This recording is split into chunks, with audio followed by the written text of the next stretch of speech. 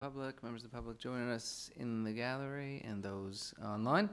I'm going to call to order. We have 3 meetings here tonight, so I'll try and make it as clear as possible. I'm going to call to order the first one, which is the Planning Board meeting for the City of Summerside of September 5th, 2023, here at 5:01 p.m. This is a meeting of Planning Board, so the members are Councillor Morrison, Councillor Duran, Councillor Snow. Councillor Snow is sent his regrets as he, I believe, is taking his son to university this weekend, so good luck to all of them. Obviously, I will call for a motion to approve the Planning Board agenda as presented. Councillor Duran, second. Councillor Morrison, all in favor, say aye. Aye, aye. Hearing none opposed, the agenda will proceed as follows. Now, we begin every meeting. We'll begin the evening with a land acknowledgement, where we acknowledge that the land upon which we gather is unceded Mi'kmaq territory. Abogway is covered by the historic treaties of peace and friendship. We pay our respects to the indigenous Mi'kmaq people who have occupied this land for 12,000 years, past, present, and future. Any member of Planning Board with a conflict of interest declaration with respect to any of the items on the agenda tonight? Hearing none, we will move on then to section 5. So at this point, I will hand it over to the Chair of Planning Board, Councillor Duran. Oops. Thank you very much, Your Worship. I guess we'll begin with 2 applications, I guess. First recommendation is for 674 and 678 Water Street East, some zoning amendments. And I guess I will make note just before we dive in that if anyone online is maybe following along with the package that was, I guess, submitted late last week, Tech Services staff have provided us all with updated copies, and in those copies, there's just some wording with respect to some of the criteria that must be considered. So there's just some updated wording in there. Aaron or Thane or Linda, is there anything that you'd like to add to that, just to clarify what people might be reading? But that's pretty much why there's a different copy. Okay. The report material itself is all identical. It's just some updating to some criteria wording. So 674 and 678 Water Street East, zoning amendments. Purpose of the zoning amendment is to allow multi-unit buildings, i.e. row housing, apartments. Background, an application was received from Strategic Holdings, Inc., Nathan Kember, for a portion of PID number 73536, approximately 3.25 acres, and a portion of PID number 72421, approximately 27 acres, to amend the city zoning bylaw from single-family residential R1 zone to high-density residential R4 zone. A public meeting was held on August 21st, 2023, and council gave first reading on the same date. There is a layout of the subject properties. The report. Under section 5.7 of the zoning bylaw, when planning board reviews a zoning bylaw amendment, it has to consider the following general criteria as applicable. A, conformity with all requirements of this bylaw. Staff comment, any proposed development can or will conform to the R4 development standards. And B, conformity with the official plan. Staff comment, the application conforms to the official plan. Future land use plan schedule B of the official plan. As the subject properties are designated as residential land use on the future land use plan, which is schedule B of the official plan. The application must conform to the official plan text, schedule A, as per council's policies set out in section 5.22 of the official plan text. See below, and I will read that just after reading this paragraph. The proposed amendments have no impact on the Parks and Green Space Plan until the time of development. However, council's policies are set out in section 5.11 of the official plan and section 7.3.3 of the Parks and Green Space Plan. So section 5.2.2, location of high-density housing. Council intentions about locating high-density housing are important to residents concerned about potential location of row houses and apartment buildings into their predominantly low-density neighborhoods. To help allay these concerns, council lays out specific policies below on where they may allow future high-density housing, some of which elaborate on their foregoing policies for special planning and development areas.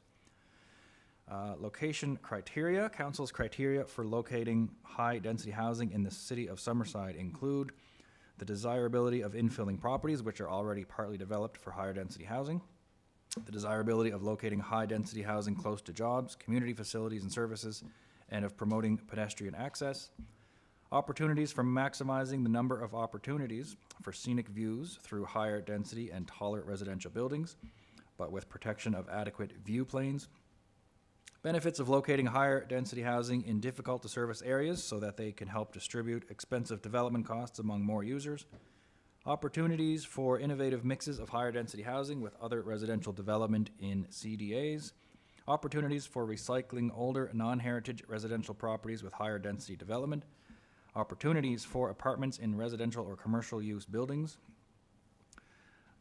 avoidance of negative economic and physical impacts on surrounding land uses, whether existing or proposed. The objective is to encourage high-density housing in specific areas. And the following are council's statements of policy. Number one, to promote high-density housing on properties already partly developed for high-density housing. Two, consider applications for high-density housing in the following situations. Three, a mix of housing types in CDAs. 4, areas presently occupied by conforming mobile home parks. See Council Policy 5.3.2.5. 5, rezonings in areas presently designated for medium-density R3 zone residential use. 6, areas immediately north of the downtown, defined as Notre Dame Street to the north, Granville Street to the east, Heather Moyse Drive to the south, and Duke Street to the west, subject to no harmful impacts on local heritage housing. And D, that's just odd how it goes to D. It's a typo, okay. Impacts on local heritage housing within residential/commercial buildings, okay. 7, downtown D zone, urban core area, all districts. 8, city arterial and or collector roads as referenced in section 7.1 and figure 7-1. And 9, consider applications for high-density housing in other areas with careful consideration of council's location criteria listed above. Section 5.11, conservation.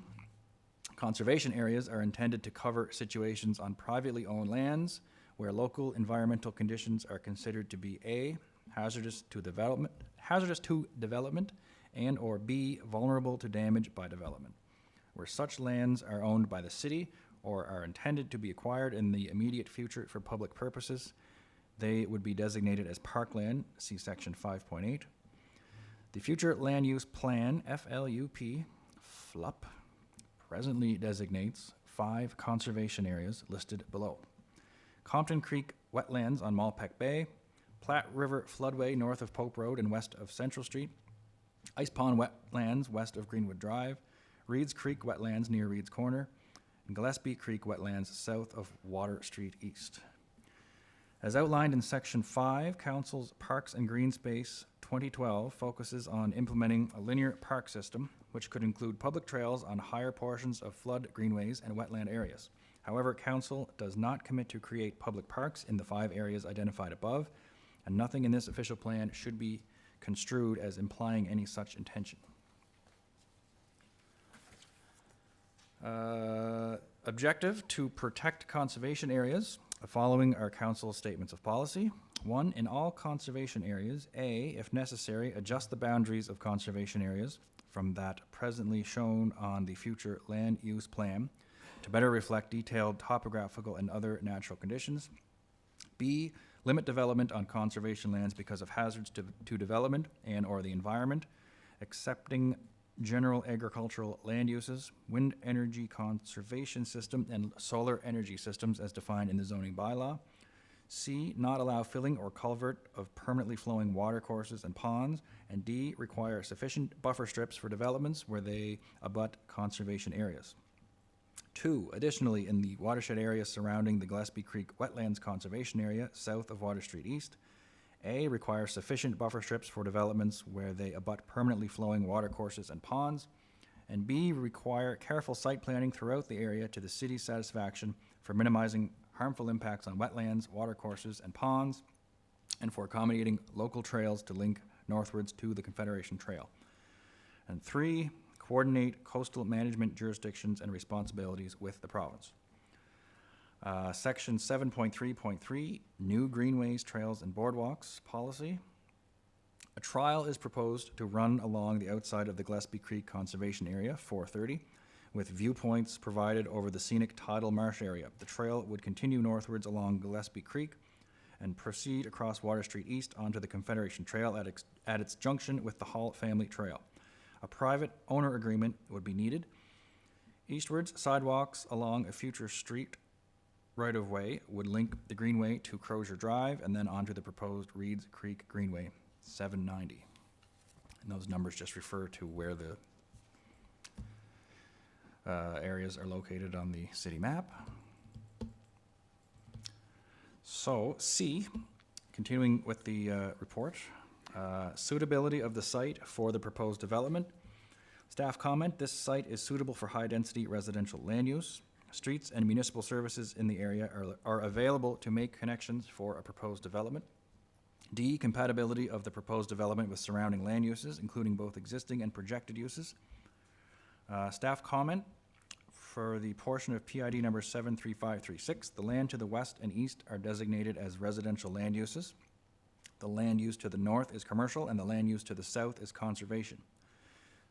Portion of PID number 72421, the land use to the west, east, and north are designated as residential land uses. The land use to the south is conservation. E, any comments from residents or other interested persons? Staff comment, a public meeting was held on August 21st, 2023. The public meeting notice was advertised in the April 15th edition of The Guardian. 10 letters were mailed to 11 property owners. The applicant provided an overview of the proposed development and intent for the lands being considered for rezoning. A concept plan was submitted and presented at the public meeting for 674 Water Street East, PID number 73536, shown below. No concept plan was presented for PID number 72421. Julie Hall, 705 Water Street East, spoke regarding concerns of the land being considered for rezoning and the impacts future development would have on the wetlands/environment. Randy Petrie, 280 Kepik Road, spoke at the public meeting regarding the property owner's concept and pointed out the concept has changed from a previous application. Krista Hickey spoke at the public meeting, 382 Hunter Avenue, and owns 702 Water Street East. She supported the property being developed as high-density residential.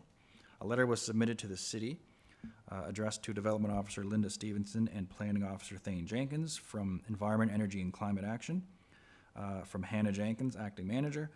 The letter is attached to this report.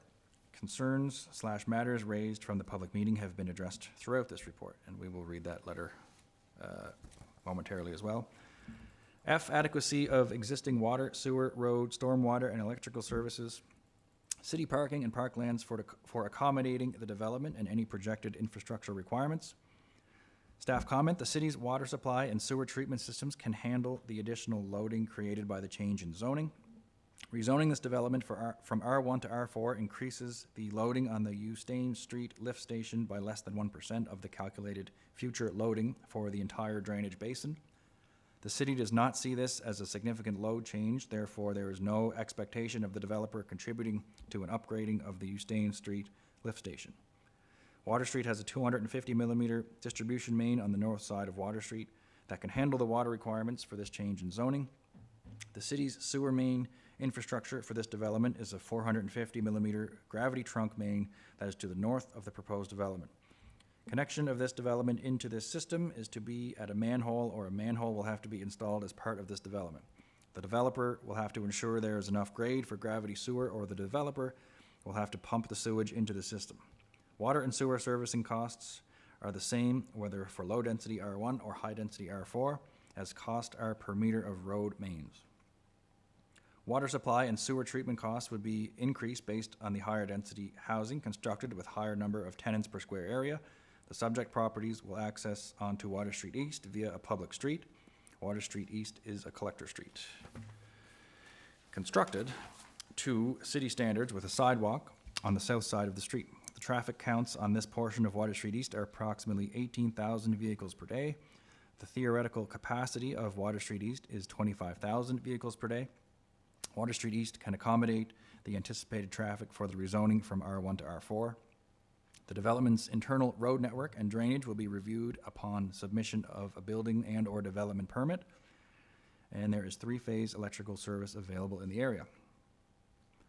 G, impacts from the proposed development on pedestrian or vehicular access and safety and on public safety generally. Staff comment, proposed accesses are not directly on Water Street East. The subject properties will be accessed via a public street from Water Street East at intersection of Gillespie Avenue. There is a sidewalk located on the south side of Water Street East for pedestrians. H, compatibility of the development with environmental, scenic, and heritage resources. Staff comment, city staff are aware of potential environmental concerns as a portion of the subject properties is designated as conservation and a drainage basin is located on the properties.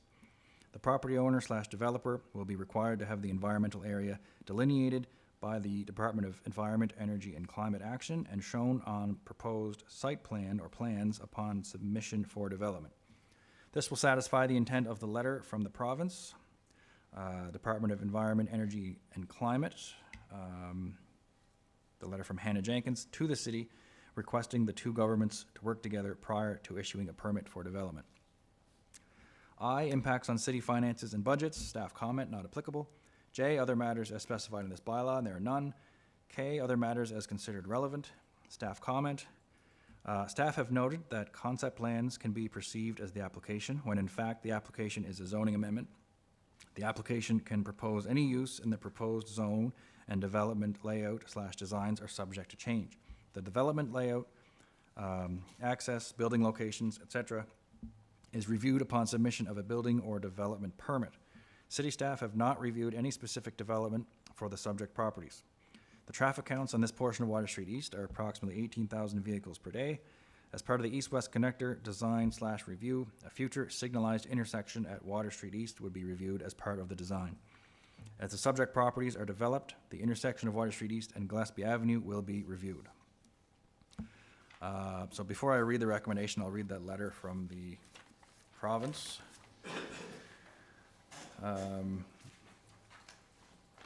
The Department of Environment, Energy, and Climate Action received a watercourse, wetland, and buffer zone alteration application dated April 27th, 2020 for PID 72421.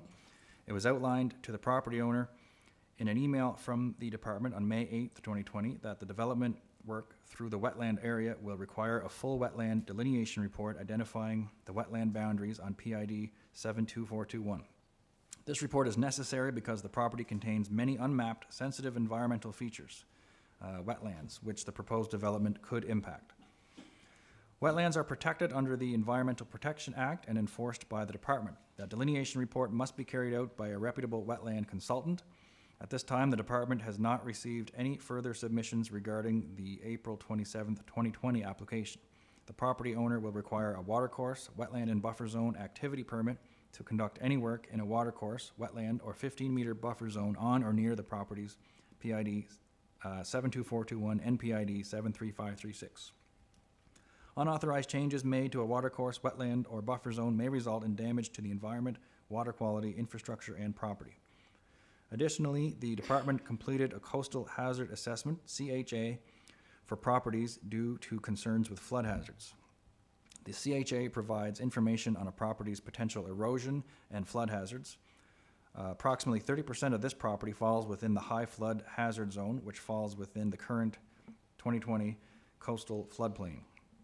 This low-lying coastal land may experience flooding now during extreme storm events and will be impacted more often as sea level rises and stormwater levels reach higher elevations more frequently.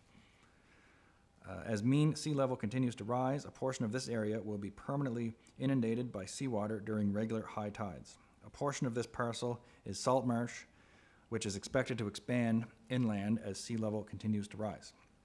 The department works with other jurisdictions during the building/development permitting process. They forward an application to the department for comments, which allow for the identification of potential features protected by legislation on or adjacent to prior to issuing the permit. This model has helped to prevent a permit from being issued in a situation where environmental issues may inhibit an approved development from proceeding. The department would like to work with the City of Summerside to better implement this model moving forward. If you have any questions or concerns, please don't hesitate to reach out. Regards, Hannah Jenkins, Acting Manager for Environmental and Land Management Section.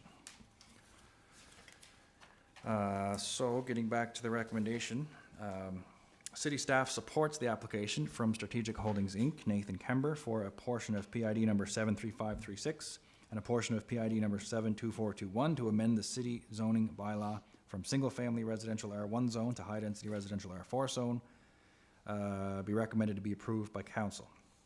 As per section 5.10, part B3 of the zoning bylaw, the planning board shall make a recommendation to council on this application before it is approved or denied. The planning board recommendation, whether carried or defeated, will be brought forward for council for a final decision. I guess before I read the planning board recommendation and call for the vote, are there any questions from your worship or council? Councillor Adams. I just had a couple questions. In section 7.3.3, where it says a private owner agreement would be needed, so that means that agreement would be needed before any approvals from the city would be granted? Or how would we ensure that that was, I don't understand how, I'm not sure how that process takes place. Especially if the person that they would need the private owner agreement with has no knowledge of it at this point. Yeah, I can answer that. Yes, that's correct. I mean, our Parks and Green Space plan does have some potential trail systems mapped out, but before any of those were ever developed, we'd need to have agreements with land. Okay.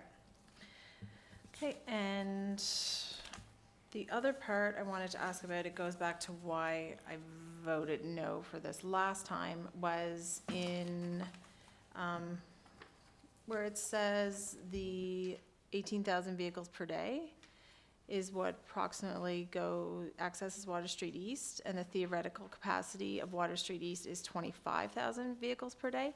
So does the vehicles per day formula take into consideration everything that's happening around that, all the entrances to businesses, subdivisions, and everything? Or is it just like what that road itself, without everything that's piling onto it, can handle? I think they're referring to a typical collector road of that lane configuration. Right. Assuming that they're gonna have, not be like a bypass road, there is gonna be development directly off of that typical street. Okay. So it's not a, Okay. Yeah, because 18, we're at 18 now, and it's saying 25, and we're having issues now, so it's just sort of an interesting formula.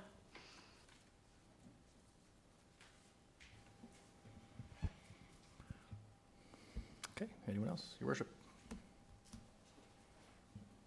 Hello, everybody. I've got a couple of quick questions, a couple of procedural ones first. So theoretically, if this rezoning application was approved, the applicant would still require to return to council with a development agreement? Is that correct? to further subdivide the land, yes, and to propose their development. Like, we're dealing with some other ones that, this is the rezoning, and whenever they go to actually do their development, if they're gonna further subdivide the lands, that overall plan comes back and gets council approval at planning board, and then brought forward to council. If they don't subdivide the lands, They don't subdivide the lands, they're developed based on our current standards that are in place, and still at a staff level to implement. At the same time, though, they would, example, in this one would be the parks, the trails plan showing a route from the bottom up towards the top. Staff would review the policies that are in place and implement that, even though it was through a non-subdivided parcel of land, for example. Review the buildings, but they would not be able to be, it'd all have to be one owner. They would never be able to be subdivided off if they weren't. So it's, I say it'd be pretty rare of a parcel this large is all gonna be one owner every building, but it could happen.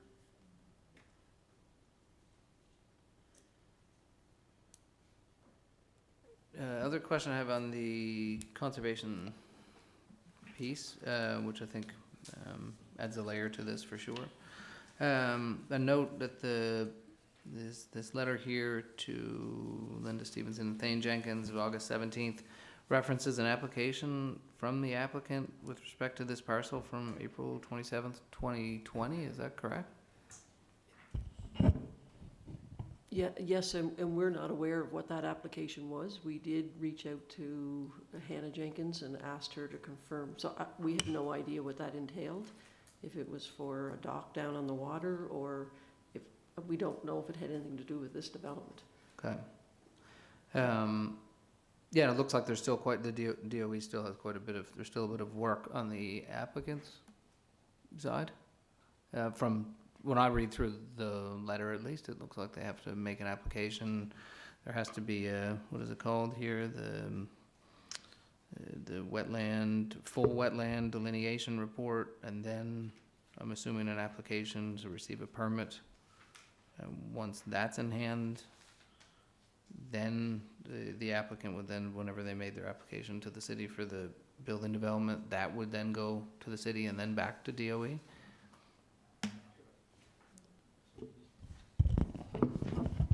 Typically, we just advise, we don't get into the procedures and steps involved for the Department of Environment. We advise the applicant to contact the Department of Environment, advise of their development, and if there's any areas that look like they're sensitive or to be delineated, to be shown on our plan, whatever process of steps back and forth from the applicant and the environment as far as who's doing that. We don't get them involved, we just ask that that be shown in our plan so we know the limits of what they're going to develop is outside the limits of, that are delineated, for example. Right. Yeah, just to me, seems like that would have been the first step from an applicant if they wanted to, before even rezoning anything, to know exactly what the permitting and the watercourse boundaries are gonna be, these types of, it's hard for us to look at Yeah. all the R4 when DOE could come back and say, well, actually, It may hasn't well, been reviewed. or it may well get reduced in size. The applicant has done that for the upper portion of this land of the R4 that's already rezoned. They have the development that they've proposed to come forward, and they've outlined and met with the Department of Environment on site and delineate what the limits were and have applied that. We've told them that has to be on the plan so we can verify that. So they have engaged for the upper portion. This is the lower portion of the land. So as they're phasing in their developments, that's why we know they have engaged them already for whether they do it at the rezoning time or when they're going to develop, that's not for us to say, I guess, but we want it to be there for when they come to do the development. The only other question I have is just this image here on page 3 that has some things mapped out. I just wrote, what is this? I can't really figure out what. Was this submitted by the applicant, or is this thing here? No, not the Parks one. No, I've got page 3. It shows, it looks like 3 apartments and a number. Four Parking actually. spots? The gray is like 4 12-unit buildings. That's a portion of what's being redeveloped. That's a concept plan. That's the black is the new City Plaza Mall. So directly behind that is he's proposing, that's a concept to come in now to say why he'd need this to be R4. He'd be able to put in 4 12-unit buildings and associated parking lots. But when I look at that, like when I look at that, and then I look at page, I'll tell you what, I'm just confused. Then I look at page 2, the PID 73536. It seems to be like a lot more space It's just, between the I northern hate and to top. say it's the scale of, trying to fit the scale on it, fit the entire acreage, and this Okay. here and here is zoomed in, but again, that's, I'll say 4 buildings is what's behind New City Plaza, and if we walk back to the first page, portion of 73536, as you mentioned, is 3 acres. That's that parcel that he's showing that on, as well as a little piece above that, that's already zoned R4. Can we go back to that very first one? Yeah. Put this little one here. Yeah, yeah, just Yeah.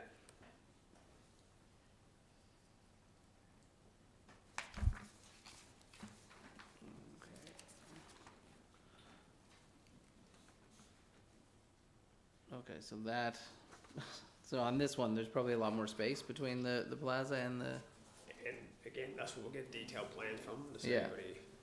everybody. yeah, that's what, sometimes it's difficult when these things come through. Yeah. Okay. And then my other question is on the, in previous applications we've had staff comment on, the, density criteria for council, to consider. Oh, where is it here? It's included, it's included in the new package here, the 5.2.2, high density housing. Are there any staff comments on those location criteria, or are those only for council to consider without staff review, or is there anything the staff want to add to it? Because all I see here is it fits the future land use plan, which so do most of the applications, and then the conform to the criteria below. I just wanted, do you think it conforms to all the criteria, or the things that we're missing? Is there anything you want to point out or share with? It doesn't conform to all the criteria. If we look at this as like a checklist, I'm looking at location criteria, where it says the desirability of infilling properties which are already partly developed for high-density housing. So it meets that one because the properties to the north, close to Water Street East, are already zoned high-density. The desirability of locating high-density housing close to jobs, community facilities, and services, and promoting pedestrian access. Again, there are jobs and services and community facilities in that area. Opportunities for maximizing the number of opportunities for scenic views through higher density and taller residential buildings. This property would certainly lend itself to that opportunity for scenic views. And the benefits of locating higher density housing, difficult to service areas. Aaron maybe have a comment on that, but there may be parts of that area that will be difficult to service. And then if we go down to the last one, avoidance of negative economic and physical impacts on surrounding land uses, whether existing or proposed. That may pass that one as well, but depends on if there was a concept plan that showed the impact on conservation areas. But certainly there'd be flexibility there, how he integrates future apartment developments with the conservation. And then if we go to council's policies, the first one, promote high-density housing on properties already developed, meets that one. And then number 8 and 9, city arterial or collector roads, and Water Street East would be a collector. And then again, number 9, we did consider the criteria that I just mentioned.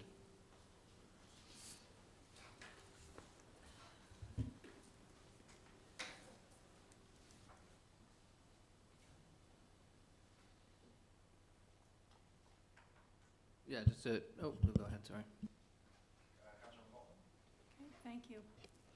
I have a question that was pointed out on the letter from the Environment, Energy, and Climate Action. In paragraph number 3, about halfway down, there's reference to that approximately 30% of this property falls within the high flood hazard zone, which falls within the current 2020 coastal flood plan.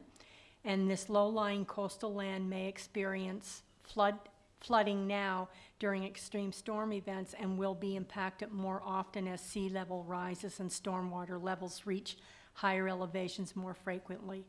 As sea level continues to rise, a portion of this area will be permanently inundated by seawater during regular high tides. And I guess my question to you, Director Aaron, would be, is that something that would become the responsibility of A, the developer, B, through the Department of Environment, Energy, and Climate Action, or would that be incumbent on the city of Summerside, if that is to affect property owners? I think it's gonna be your first two, and there's not to say that the city can't, we don't have anything that limits development within floodplains or zones identified to date. If council decides that that's something they want to do to implement or limit or restrict certain types of development or how the development is done, maybe for example, there's going to be in areas like that whether you still want to allow development to be no basements or certain other criteria that you may decide to implement, but right now you do not have anything outlined Okay, to so, limit that, but again, right now, provincially or what was your first two, was the developer or the landowner chooses to develop, or the province decides to come in with rules to limit development in those areas? so if that is something that the developer is aware of, is that something that could change the plan, their building plan, their specs, anything like that, before the build takes place? I think it would happen regardless. If it's, right now, we're looking at R1 to R4. Even if the land was to be developed R1, it's still within these areas. So Okay, what we're considering is rezone it from R1 to R4. And yes, if the land is within this certain area, is it going to change your decision now whether to go from R1 to R4? Really, the change is really, is it going to be developed at all, or are you going to put restrictions on how it's developed? okay. You know, maybe it's going to be better if it was R4, it was going to be apartments, they'd only be parking garages on the bottom, and you'd limit the damage on an actual flood event, and all services and housing and everything would be above the height. I don't mean, we're just kind of stabbing in the dark here at ideas. But as long as it's talked about and people know about it, they're aware. Correct, I mean, Yeah. number one, they're gonna have to identify where is gonna be the conservation, and if I'm looking to buy something and there's conservation areas directly by me, or marshland, you know that the water's gonna be tidal to that area, so some onus is on the builder, and as well as the developer, as well as the purchaser to realize. But Okay, thank you. So if we allow people, there's nothing saying that we can't allow people to build within this red area that the province has identified as the floodplain, correct? there's Like nothing yeah. limiting, there's nothing that I'm aware of Right. that's requiring us us as a municipality to not develop in these areas. But then, I guess in my mind, I'm like, that's fine, they develop, they go from R1 to R4, which means you multiply the amount of people that are gonna be impacted when there is a natural, like, weather event of some sort. So it would, if you're doing R1, you're impacting a lot less people than if you're putting an R4 down there and all the roads flood. Plus, they put in these roads, then they turn them over to the city, then it's our issue to deal with of our roads always flooding, right, and our infrastructure being affected. I guess that's sort of, like, you know, it's one thing to, you know, put R1 there and, you know, people build their own house there, but when you're putting R4 there and you're putting more people in this, and also our city staff for municipal services and for fire and police when it comes to a natural disaster, then it, I mean, there's a reason the province did that. It's because they're recognizing that, you know, you should stay away from these areas. It's what it was done for. So I guess us as a municipality are gonna have to look at those Yeah. entire area, and you're gonna limit no development in those areas. Yeah, And make that decision. right, But right now, as we mentioned, if it was gonna be high density and gonna be apartment buildings, right, typically most residences are on one level. yeah, Whereas if you go to apartment buildings, they're gonna be a multi-level, so all the people, hate to say on the ground floor, are gonna be most likely impacted. yeah.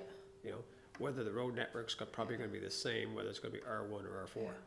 We're still gonna have roads down there that we're gonna have to maintain, and the road network will be the same regardless probably of the zoning, Yeah, you know? But yes, there could be more people that we would have to get out of there on an event, but yeah.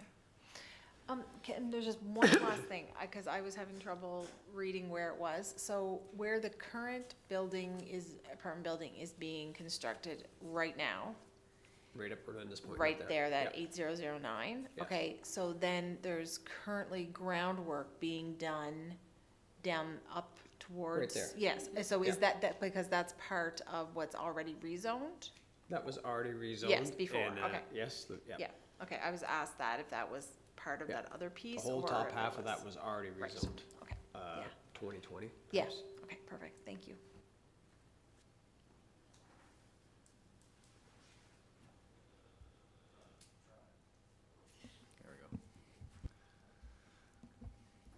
Have one more quick question there. Just, when the applicant was here before, they suggested that, it was their intent to, proceed with the step-back style development, with higher density closer to Water Street and then, step-down zoning. And that was one of the reasons, and they're not here today, but, one of the reasons why, they were pursuing R4. I just was curious if they had had any discussions, or if you're aware of any discussions about exploring a comprehensive development agreement for these collection now of parcels. I think he stated that they were looking for R4. He felt this was going to be the 12-unit building at the top, the other larger building, possibly the buildings directly behind the new City Plaza that concept of 4 building shows. So the lower parts closer to the water would be future phases and time frame. And he said having it go into R4 allows them flexibility to adjust to the market shift of whatever that happens to be, if it's 2 or 3 years by the time they get down to there. He also thought maybe it was going to be more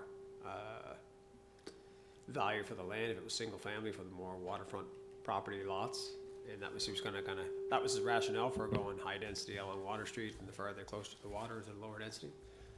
He said currently where he was, I'm just quoting what he was saying, that where he developed a lot of his lots on putters, the top half and bottom half were all zoned R4, but allowed them the flexibility to build to meet the current market, was his words. So that's why, another reason why he was asking for this to be R4.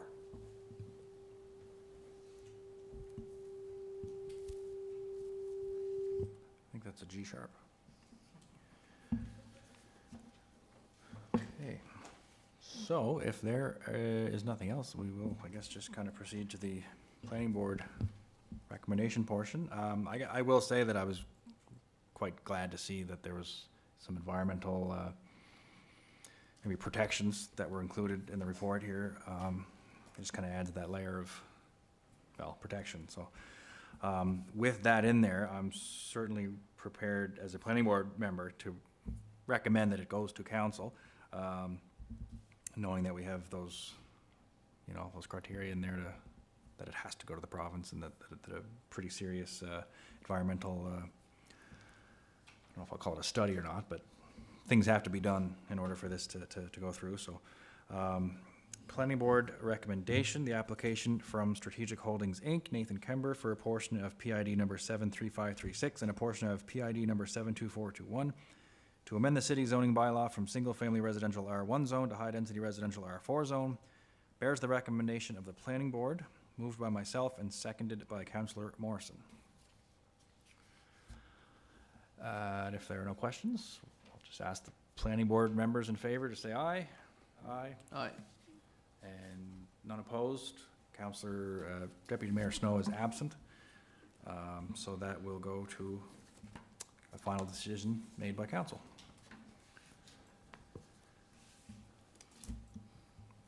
And if there's no, if I can move right into the next one, Your Worship, or if you want to. It's you again, segue, yep. Okay. Yep. So that's everything for Water Street East for this evening. The next item is 232 Simmons Avenue subdivision, a final approval. Supporting explanation, to subdivide PID number 71340 into 3 parcels, lot 23-1, the remainder of PID number 71340, and parcel R. The remainder of PID number 71340 will be consolidated with PID number 71373. Parcel R is a proposed roadway, an extension of Simmons Avenue. 2 smaller parcels, parcels TTC1 and TTC2, are being created to address the existing temporary cul-de-sac.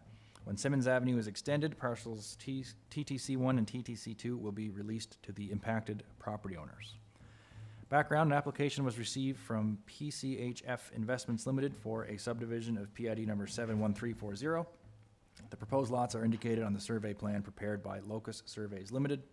Drawing number 23034-S01, dated July 27th, 2023. The applicant is requesting final subdivision approval as per section 8.8, deferment of subdivision responsibilities. of the Site Development and Subdivision Bylaw SS-19, being as no development or future subdivision is being considered at this time. The intent at this time is to finalize the land acquisition. Section 8.8 states, with council's concurrence, the development officer may grant final approval for a subdivision application while deferring all or some of an applicant's responsibilities for street right-of-way, parklands, streets and/or municipal servicing. The condition of deferring subdivision responsibilities can be achieved by means of the applicant signing a development agreement with the city outlining the deferred responsibilities. And there is the survey plan prepared by Locus Surveys. I think that's what that is, yeah. Report as required under section 3.6 of the subdivision and site development bylaw. Council's planning board and the development officer shall consider the following general criteria when reviewing development applications under this bylaw as applicable. A, conformity with this bylaw. Staff comment, the subdivision conforms with the bylaw subject to a development agreement. B, conformity with the official plan. Staff comment, the subdivision conforms to the official plan. The proposed street right-of-way is noted on figure 7-2, future street connections. The current land use is designated as agricultural land use. Schedule B, future land use plan. A change to the land use is not being considered at this time. And there is figure 7.2, future street connections. C, conformity with the zoning bylaw. Staff comment, the current zoning is agricultural land use. Schedule B, zoning map. A change to the zoning is not being considered at this time. D, the orderly and following nature of the development. Staff comment, this development conforms to the principle of orderly and following, as it is an example of extending development to the east of the city. E, physical suitability of the site for the proposed development, including avoidance of natural hazards, undue water runoff, or environmental damage. Staff comment, not applicable as no development is being considered at this time. F, compatibility of the proposed development with the present and future surrounding patterns of streets, lots, and services, including conformity with any city concept plans. Staff comment, this development promotes the pattern of streets in the area. The proposed roadway will be continued and become an extension of Simmons Avenue, which conforms with the city concept plans. G, adequacy of the applicant's proposals for traffic circulation, parking, pedestrian access, water supply, sewage disposal, and storm drainage, including the adequacy of city streets and services to handle increased loads. Staff comment that this is not applicable as no development is being considered at this time. H, suitability of parkland provisions. Staff comment, parkland dedication will be deferred, calculated upon further development or subdivision of lands.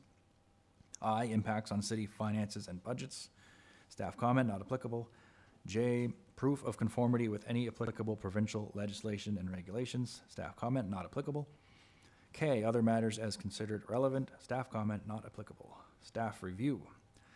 Staff support the application from PCHF Investments Limited for a final approval to subdivide PID number 71340 into 3 parcels. Lot 23-1, the remainder of PID number 71340 and parcel R. The remainder of PID number 71340 will be consolidated with PID number 71373. Parcel R is a proposed roadway and extension of Simmons Avenue, subject to the following. 1, the applicant/landowner enters into a development agreement with the city. As per section 8.5 of the subdivision and site development bylaw, the planning board shall make a recommendation to council on this application before it is approved or denied. The planning board the planning board recommendation, whether carried or defeated, will be brought forward for council for a final decision. Planning board recommendation, final subdivision approval be granted to PCHF Investments Limited to subdivide PID number 71340 into 3 parcels. Lot 23-1, the remainder of PID number 71340 and parcel R, subject to a development agreement, be recommended to be approved by council. Moved by myself and seconded by Councillor Morrison. Are there any questions? Yeah, I do. Couple, actually. This thing is really hard to read. Where is this? Is this this farmland off of McEwen Road? Yes, right across from I forget the name of the mobile home development. So is it across the street from the school? No. No?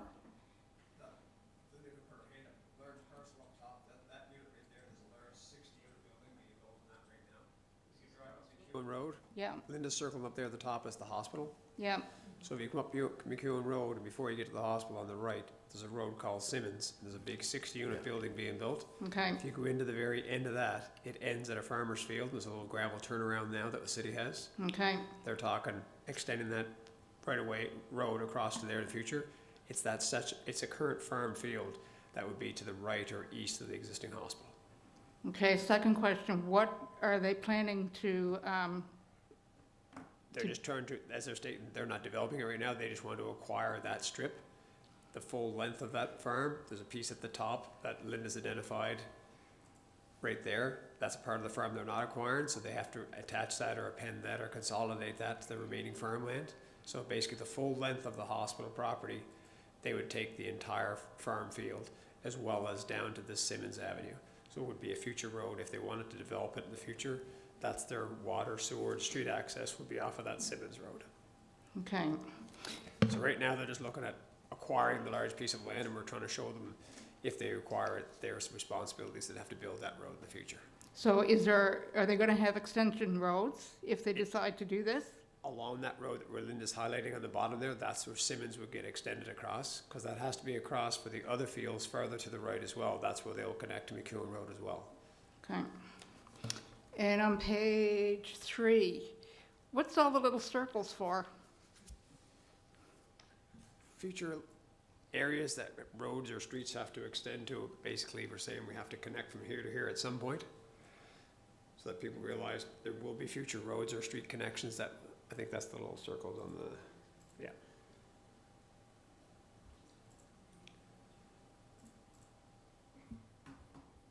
It's probably that page 3 on the second one, yeah. And then,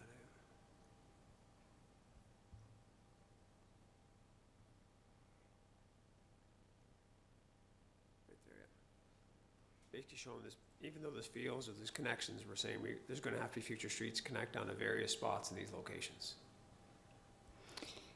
It's not congested enough now. That's how the future areas will develop. This way, when they're, we proposing that they'll have to connect on, that may change when they come in with an actual development, but Okay, thanks.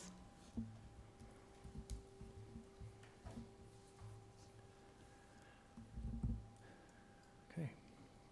And yeah, sorry, I misunderstood your question. I thought you were asking where Simmons Avenue was. That is the one that's across from the mobile home park. no, it's up further. That's Foxland is across from the mobile park. Oh, yeah, okay. Yeah, there's an apartment building just to the left of the Just, hospital there. just wanted to confuse everyone That's even okay. further, and I succeeded, so great. Good. Okay, I will read that one final time. Planning Board recommendation, final subdivision approval be granted to PCHF Investments Limited to subdivide PID number 71340 into 3 parcels, lot 23-1, the remainder of PID number 71340 and parcel R, subject to a development agreement, be recommended to be approved by council. Moved by myself and seconded by Councillor Morrison. All members of Planning Board in favor say aye. Aye. Opposed? There are none, and Deputy Mayor Snow is absent. Thank you, Councillor Duran. We'll now adjourn the planning board meeting. If council's okay, we'll just continue right into special council meeting. So now I'll call to order the special council meeting of September 5th, 2023 at 5:55 PM. Motion to approve the agenda as presented. Councillor Glant, second. Councillor Adams, all in favor? Any opposed? Hearing none, the agenda will continue as set out. Any conflict of interest declaration from any councillor with respect to any item on the agenda? Hearing none, we'll move on to item 4, which are resolutions. Councillor Duran, I believe this is back to you for reading of resolutions coming from Planning Board.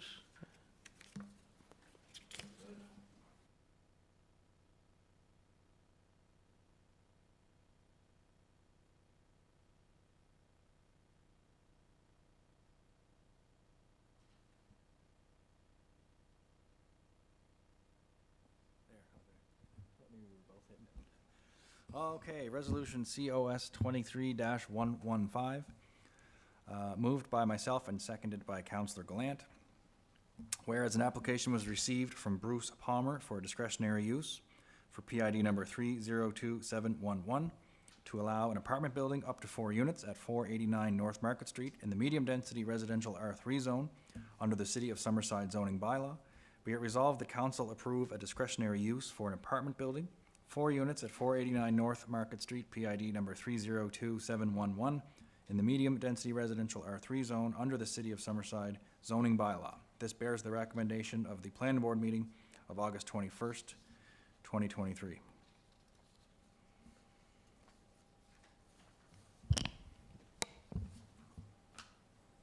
Thank you, Counselor. Counselor Cameron? Did you forget my name for a second? Yeah, for a moment. You're still new. That's okay. I was going to say Counselor Nick. I didn't forget your first name.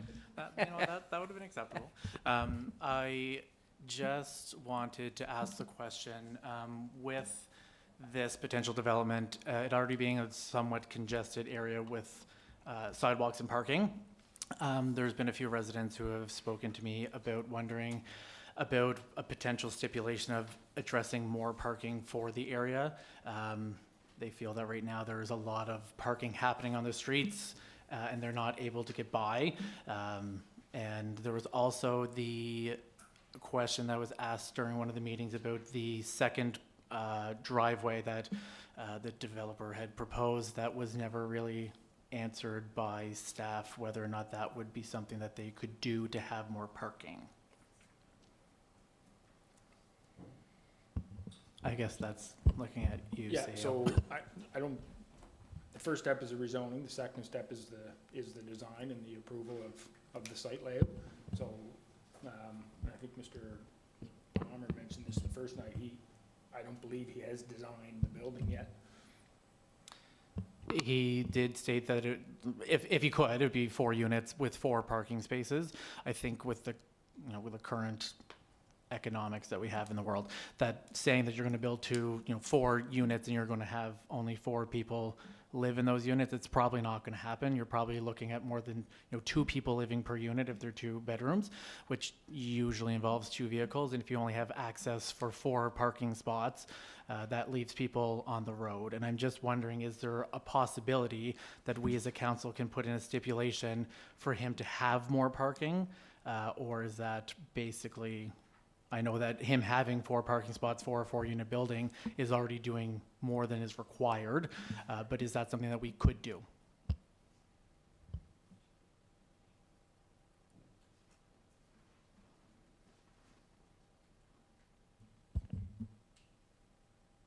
It's not something I would recommend on a one-off rezoning, in this instance. I guess I'd leave it at that. We have our minimum parking requirements for all developments, and to pick and choose and amend those based on certain areas maybe, I would suggest would be problematic down the road, but, so I wouldn't recommend it. But.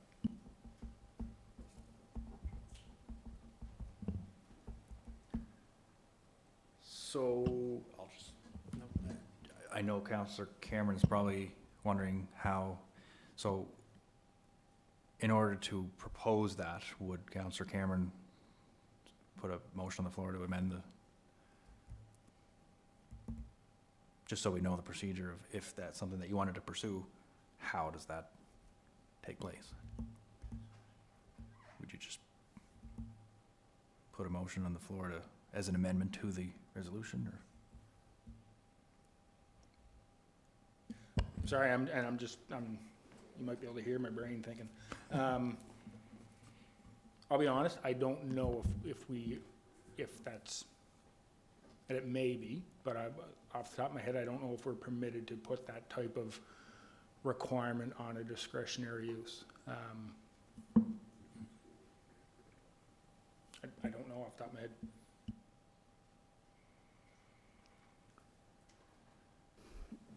Yeah, we wouldn't on a rezoning, either, I think the trend of council as well, I think that this council and previous councils has been to reduce minimum parking requirements, particularly in our downtown area, and this would fall in that. Yeah, I'd agree that the trend certainly has been to reduce all maximum parking requirements through. The council makes a good point. There are oftentimes more people living in individual units. The flip side of that, though, is that there are often many folks aren't owning a car these days, right? So it will be up to the developer, whoever builds on that if the discretionary use is approved for a 4-unit building, they will have to build a building to whatever our current parking standards are. And further than that, it will be based on whatever the market demand is.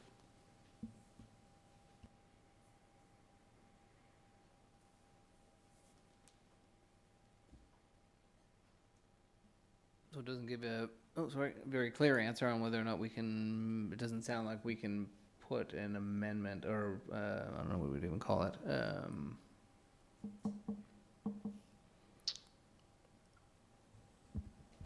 I wouldn't, I'm not sure if to we're the, allowed, B, or, I mean allowed, I don't know if procedurally there's a mechanism, and B, and there may be, I'll find out tomorrow. But B, I wouldn't recommend it even if you are.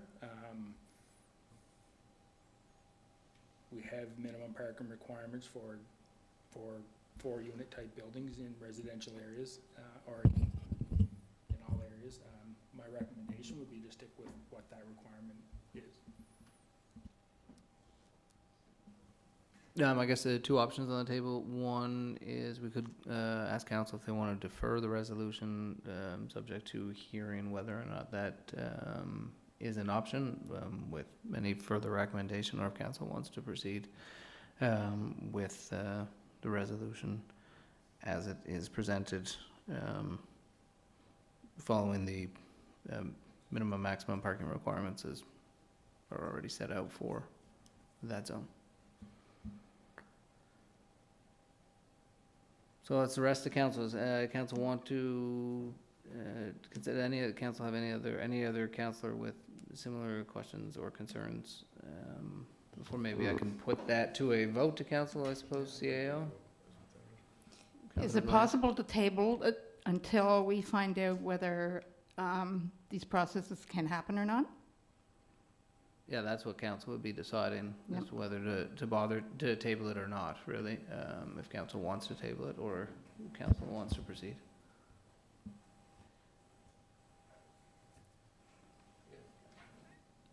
I guess for me, I'm just listening to it, and I know that we do have a procedure as it is now. We're trying to limit the parking in those areas. And I'm just wondering, where are we crossing the line in any way by making a decision or a suggestion to a developer who they're working on, like, you know, their bottom line and things like that, to maybe look at that? Would we be opening up something that with every other development that comes along, we might be asked to do the same thing, and then we're in a kind of a gray area? I think, And I'm not against it or anything like that. It's just because I don't know and I'm not a developer. Are we putting something on the developer that maybe they might be able to sort of configure something within the lot in itself without having to make that change, like a change in the plan? I think my suggestion would be simply, just as a counselor, not as a planning board member or anything, would just be to, should it go ahead, we always have the option down the road to limit on-street parking. If issues ever arose here or anywhere else, we look at putting no parking signs up on the street. Like, What's that? Anybody ever see how good they're enforcing around there? There's no parking signs? They won't work unless they Councilor Coleman also does a good point in terms of, and I think maybe we'll put it to council for a vote, but it does establish a precedent at council to then, that to be and that cuts both ways. We have, then it kind of goes to the question of why have the parking requirements to begin with. Those are policy decisions that are made outside of the context of one-off situations. Council as a whole has been trying to promote more pedestrian activity, is exploring options like transit, has tried to be promoting increased density to have people living and working closer to one another. One of the things the council has done along that line is reduce the number of parking spaces for units. So, and I guess I would just put it to council if council wants to defer, or if we want to go ahead. So maybe what I can do then, to make it easy, I would just call for a vote of council, and I would just call for all councillors who would, I'll call as to defer the motion with further feedback from staff and recommendations to the next, whenever our next council meeting. And then those councillors who would like to defer, and then if we don't defer, then we'll proceed with the vote. Would be Gordon, from a technical side, is that a calling for the vote? I'm just calling for a general vote of council. Okay, so I'll just call for a general vote of council. For all councils in favor of deferring resolution COS 23-115 to the next meeting of council, say aye. Could I just ask one thing? I know we've already voted, but it was just in there. We're only halfway through the vote. If we defer to the next council meeting, you're not thinking into the October meeting, maybe when we do our monthly meeting? Like when we do our September monthly meeting, we could have an answer to make that vote. I guess I'm just thinking of the developers, if they're trying to get started, shovels in the ground. There's no question, by deferring this resolution, council is sending a message to developers that they may have further resolutions deferred because council is deciding to reconsider policy on the fly. So I'm going to call for the vote again just because we were halfway through the vote. And so if we defer the resolution, then the resolution is being deferred. If council votes against the deference, then council will just simply vote on the resolution before them, just so we're really clear. So I'll call all councilors in favor of deferring the resolution COS 23-115 to the next available council meeting, please say aye. Any opposed? Aye. And then just show of hands, we have, the ayes were 4 and the nays were 2. Okay, the ayes have it, so resolution COS 23-115 So will just- be deferred to the Okay, next so it'll be council on the next- meeting. Yeah, so I'm clear, the question that council wants us to take a look at is whether it's possible on a discretionary, on a question of a discretionary use, for council to, as, part of the approval, set a different number of required parking spaces for a 4-unit building than we currently do. Is that the question? Do you want? Okay. Yes. I can, And the reason I kind of asked that, or Nick asked that question, we really don't know, and by deferring it and coming back with the answer, if this ever comes up again, at least we're gonna know which way we're going, one way or the other. I can find out the answer for you. Well, anyway, you've already voted. Yeah.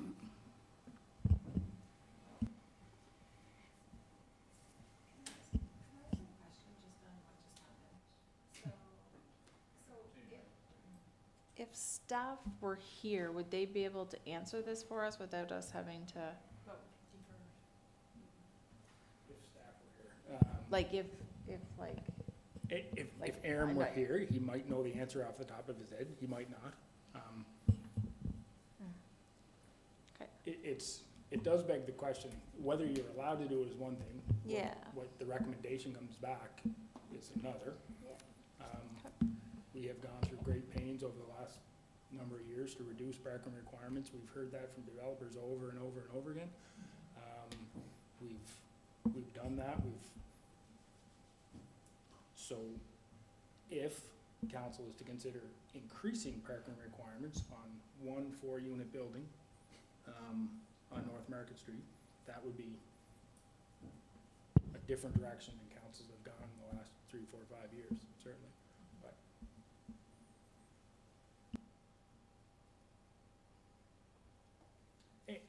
and when the developers, like all developers, when the developer was here, he's eager to get an answer, and if it's approved, to get going.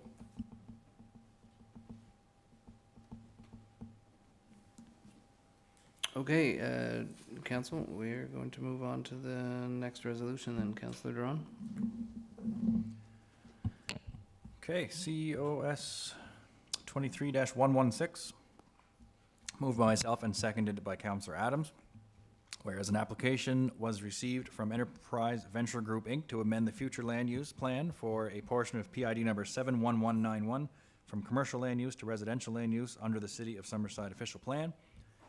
And whereas in accordance with section 5.7 of the zoning bylaw, council shall consider the following general criteria as applicable: conformity with all requirements of this bylaw, conformity with the official plan, suitability of the site for the proposed development, compatibility of the proposed development with surrounding land uses, including both existing and projected uses, any comments from residents or other interested persons, adequacy of existing water, sewer, road, stormwater, and electrical services, city parking, and parklands for accommodating the development, and any projected infrastructure requirements, impacts from the development on pedestrian or vehicular access and safety, and on public safety generally, compatibility of the development with environmental, scenic, and heritage resources, impacts on city finances and budgets, other matters as specified in this bylaw, and other matters as considered relevant.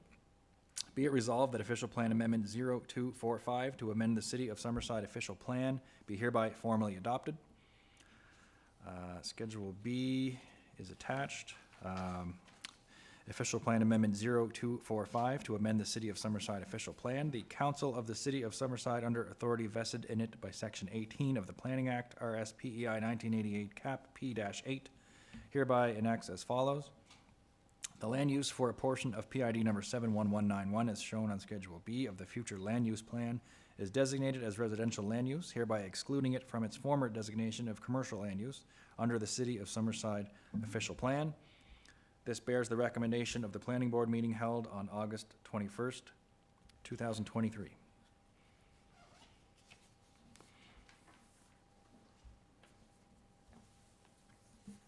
Thank you, Councillor Duran. Could you just repeat who moved and who seconded the Moved by myself, seconded by Councillor Adams. Adams, thank you very much. I'll now call for a vote with respect to resolution COS 23-116, moved by Councillor Duran, seconded by Councillor Adams. All in favor, please indicate by saying aye. Aye. Any opposed? Hearing none, the resolution is carried. Resolution COS 23-117, moved by myself and seconded by Councillor McCollum. Trying to squiggly. Yeah. Whereas an application was received from Enterprise Venture Group, Inc. for a zoning amendment for a portion of PID number 71191 from service commercial C2 zone to high-density residential R4 zone under the City of Summerside zoning bylaw. And whereas zoning bylaw amendment 0246, that's Nicholas Cameron's signature. Seconded by Councillor Cameron. Yeah. Whereas zoning bylaw amendment 0246, a bylaw to amend the City of Summerside zoning bylaw, was read and declared as read a first time at the council meeting held on August 9th, 2023. And whereas in accordance with section 5.7 of the zoning bylaw, council shall consider the following general criteria as applicable: conformity with all requirements of this bylaw, conformity with the official plan, suitability of the site for the proposed development, compatibility of the proposed development with surrounding land uses, including both existing and projected uses, any comments from residents or other interested persons, adequacy of existing water, sewer, road, stormwater, and electrical services, city parking, and parklands for accommodating the development and any projected infrastructure requirements, impacts from the development on pedestrian or vehicular access and safety, and on public safety generally, compatibility of the development with environmental, scenic, and heritage resources, impacts on city finances and budgets, other matters as specified in this bylaw, and other matters as considered relevant. Be it resolved that zoning amendment 0246, a bylaw to amend the City of Summerside zoning bylaw, be hereby declared as read a second time. And Schedule B, zoning amendment 0246, a bylaw to amend the City of Summerside zoning bylaw. The Council of the City of Summerside, under authority vested in it by Section 18 and Section 19 of the Planning Act, RSPEI 1988, Cap P-8, hereby enacts as follows. The zoning for a portion of PID number 71191, shown on Schedule B of the City of Summerside zoning bylaw, is designated as high-density residential R4 zone, hereby excluding it from its former designation of service commercial C2. This bears the recommendation of the Planning Board meeting held on August 21st, 2023. Moved by myself and seconded by Councillor Cameron. Thank you, Councillor Duran. Any questions, comments, or concerns? Hearing none, I'll move on to the vote. I'll now call for a vote with respect to Resolution COS 23-117. Moved by Councillor Duran, seconded by Councillor Cameron. All in favor, please indicate by saying aye. Aye. Any opposed? Hearing none, the motion is carried. Councillor Duran, I think you have one left. One left, Resolution COS 23-118, moved by myself and seconded by Councillor McCollum. Whereas an application was received from Enterprise Venture Group, Inc. for a zoning amendment for a portion of PID number 71191 from Service Commercial C2 zone to high-density residential R4 zone under the City of Summerside zoning bylaw. And whereas zoning bylaw amendment 0246, a bylaw to amend the City of Summerside zoning bylaw, was read and declared as read at two separate meetings of council held on different days. Be it resolved that zoning bylaw amendment 0246, a bylaw to amend the City of Summerside zoning bylaw, be hereby formally adopted. I'll now call for a vote for Resolution COS 23-118, unless there are any comments, questions, or concerns. There are no mics on. Resolution COS 23-118, moved by Councillor Duran, seconded by Councillor McCollum. All in favor, please indicate by saying aye. Aye. Any opposed? Hearing none, the resolution is carried. Thank you, Councillor Duran. We'll now adjourn the special council meeting of September 5th, 2023, and we'll just take a quick 2-minute break before we move into the committee of the whole meeting.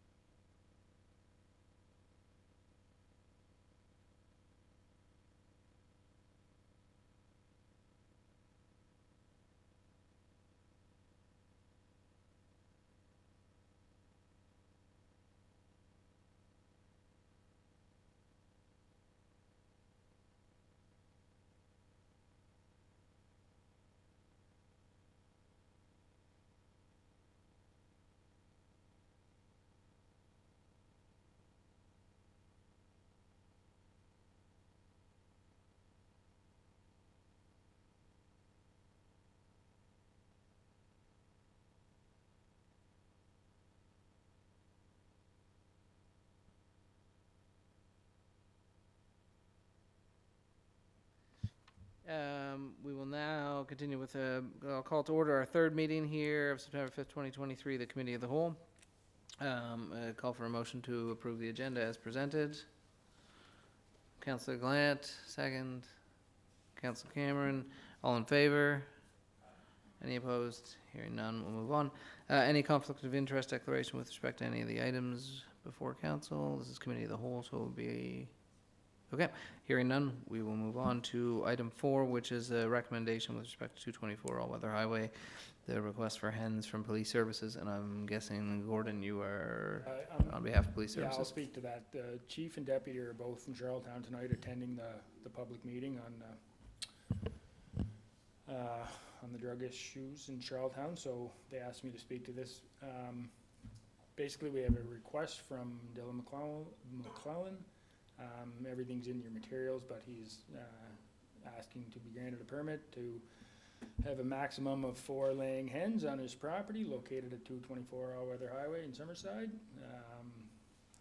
As per our animal control bylaw, the process to get permission for that is he makes application to council. So tonight is just at the committee level for your information, and it'll go to a vote at the monthly council meeting.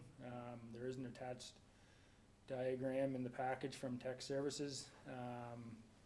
Mr. McLennan, application from Mr. McLennan with a list of his neighbors within 200 feet of his property agreeing to the application.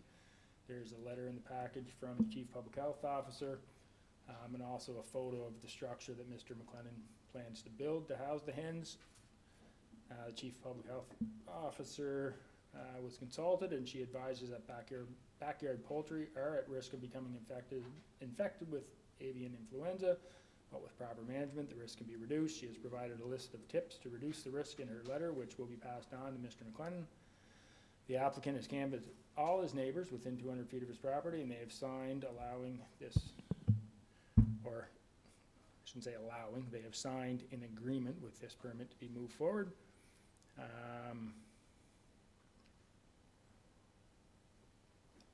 don't know, as you scroll through the package, there's a picture of where his property is on the all-weather highway. There's the chicken, there's a picture of the coop. And there's also the signatures of his neighbors. So if there are any questions, we can take them, I can try to answer them, or we can take them back and make sure you have the answers before the vote. The committee meeting. Any questions? Just, Gordon, it looks like. You can just can you put your mic on there? So Yeah, that's all right, thanks, Rick. That property would be, like there's 3 houses, I believe, between it and the Compton Farm property, would that be, give or take? Yeah, it looks like it. Yeah, there's one other house there, but it belongs to the Compton Farm one, so. Yeah. And do you know, or does anybody know, is there any livestock at the Compton Farm anymore?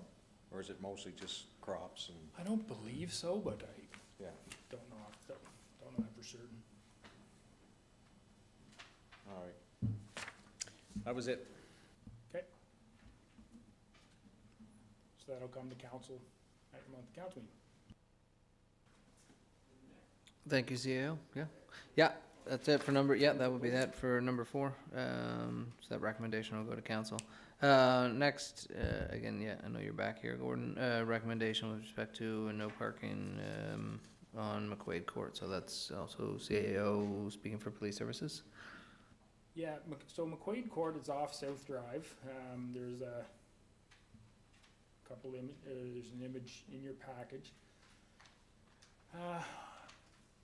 Just a little bit of background. The last couple of years, we have gotten a few, or we've, on an ad hoc basis, dealt with some issues where Island Waste Management has had trouble getting in and out of certain areas and being able to do the garbage service. Sometimes Island Waste Management has come to the city and asked for us to do kind of some significant capital work, and we've said, no, that's not in the budget, and you're gonna have to, Island Waste Management, you're gonna have to kind of figure it out yourself, because you're a monopoly, and you do provide a service to all islanders, and you have to figure it out. in McQuaid Court, we have a request coming from two parties, basically. Island Waste Management, well, the request is coming from the owners of the units in McQuaid Court, and the property manager. So one ownership group owns all the units and they're rented out. The owner has requested that that street and the cul-de-sac be made no parking, for three main reasons. One, they've had significant issues with new Island Waste Management trucks, which are bigger than the old trucks, being able to get in and around the cul-de-sac and get the garbage cans emptied, in a reasonable manner when there are cars parked on the street and in the cul-de-sac. That's number one. Number two, the owner has cited safety concerns, indicates there are a lot of young children who live in the area, and at certain times, when there are multiple cars parked on the road and cars coming in and out, that the cars parked create some level of a hazard.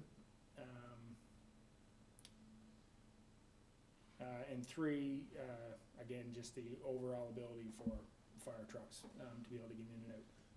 Our fire department hasn't noted any significant concerns. The main concern really is with the garbage trucks. The owner of all the properties notes that each unit has a minimum of 2 parking spaces for each unit. If you take a drive through there, you can see that most of the units actually have room for 3 parking spaces. So there's really, from the owner's perspective, no great need to have on-street parking in the area. So that's the request. Staff have discussed it, police services, tech services, and CAO's office, and staff are supportive of the request for no parking.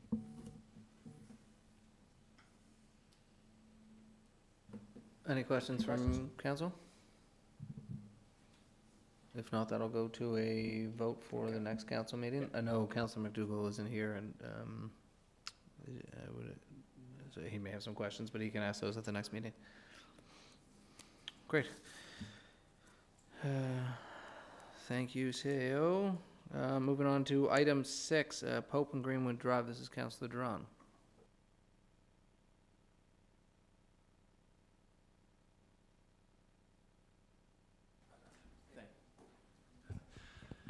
All right.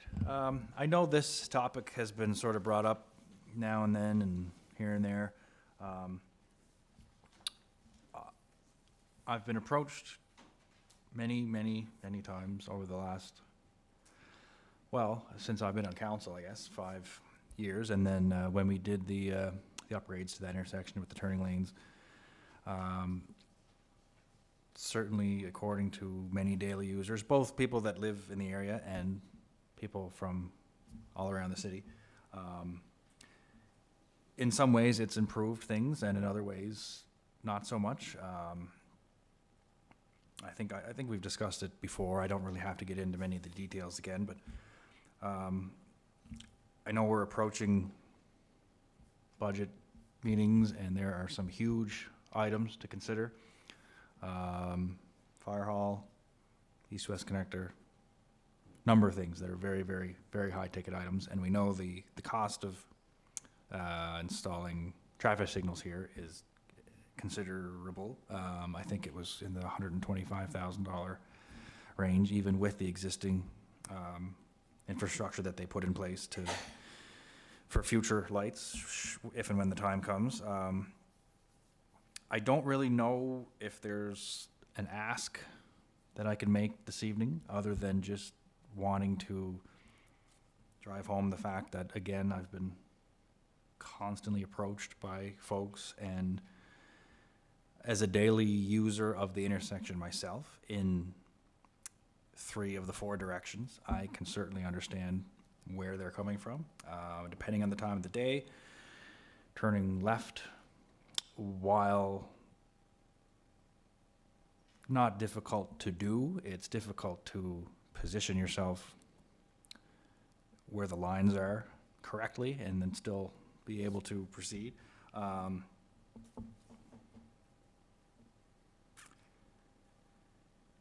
yeah, so, I mean, short of, you know, begging, can it go in the budget and can we approve it? I don't know what else to do other than just continue to really push how that's affecting people. I know there's been studies done. The current traffic volumes, flows, maybe don't quite meet the criteria for staff to recommend it. But I think we're really close to that threshold.